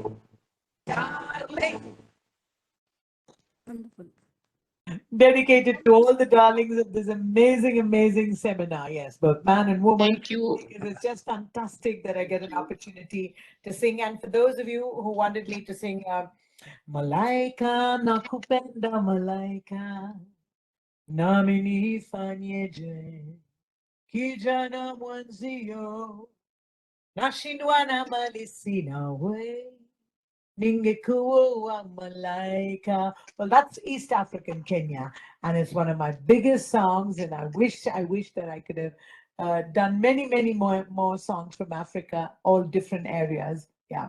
But at the moment, I want to say thank you to all of you. I'm sure Lataji is planning to do one conference with just me singing for all of you and just being happy and positive and talking. Gupta ji, thank you for being there. Thank you Love so you much. very much. And you too, Santosh. Thank you so much. All of you have been so fantastic with me. Thank you. I just wish that we could all be just happy and forget about this wretched COVID. And I'm just hoping that I open the window and it's gone. Great. Thank you. I will just take a minute, ma'am. Thank you so much. Indeed, it's a great pleasure to have you in this conference. On behalf of ASSOCHAM, we are obliged to each one of the participants, each one of the speakers, session chairman, and especially to Madam Usha Uthupji. And let me say, I've done lots of shows for ASSOCHAM. Yeah, I know, ma'am. I know. And, Yeah. and this is a special kind of the conference. I think that each participant and speakers would agree that during this pandemic, for me, at least when I have organized and hosted dozens of the conference, but this has been a unique one, ma'am, because of your presence. And the conference is ending with, lot of smile, though everyone, I'm sure that nobody has taken lunch so far in this conference sitting out here, but nobody is feeling hunger at all. No. Everybody is living with a smile on faces. And I think since you talked about, the music industry, so this is the actually need of our, I think that in case if this kind of the, inclusion of the singers, Bollywood professionals in such SDG agendas are also included and they leave the smile on faces, that could be the marvelous way forward for the entire industry moving forward and complying the requirements of the SDG globally. So thank you very much, each one of you. Thank you very much, ma'am. Thank you so much. Not only the singers, I'm talking about, hi Gupta ji. Not only the singers, I'm also talking about the technicians. And all the singers got together and gave the names of technicians who should be absolutely, ma'am, in the mainstream. That is what it's all about. Thank you. Thank you, Santosh. Thank you so much. Thank you, Naveen. I don't know where you are. I wish you were here too. I invited him, but due to some urgency, he could not. But I'm extremely thankful to you, ma'am. So we await for the concert. Yes. Yes. So over to you, Santosh ji. Thank you very much. I will now like to conclude with many thanks to each participant, each speaker, everyone present over here, and we request that the link is being shared with all the participants to share your feedbacks, share your views, ideas, thoughts, and how this she, which includes he, can be a way forward towards inclusive, contributing towards inclusive growth agenda and contributing to the India's progressive growth and $5 trillion economy that the Honorable Prime Minister has laid down the benchmark to begin with for all of us. So thank you, everyone. I may also extend thanks to all those support partners, those who have contributed from TCI, Renew Power, and Smart Bharat, Kobe, MyLoft, Clinic Tech, Blend Global, and International Internship University. And this has been wonderful experience partnering with Indian Institute of Corporate Affairs, Ministry of Corporate Affairs, having organized this conference in a unique and different way altogether. And we are sure that many ideas which have come out of this conference will be giving thought-provoking further ideas to work more on those ideas with full of spirit and not just in the letters, but full of spirit in actions, and that will be definitely contributing to smart, sustainable, and inclusive growth towards the country's broader agenda. Thank you so much. Thank you. Thank you. Bye-bye. Thank you so much. Thank you. Thank you, everyone. Thank you. Thank you.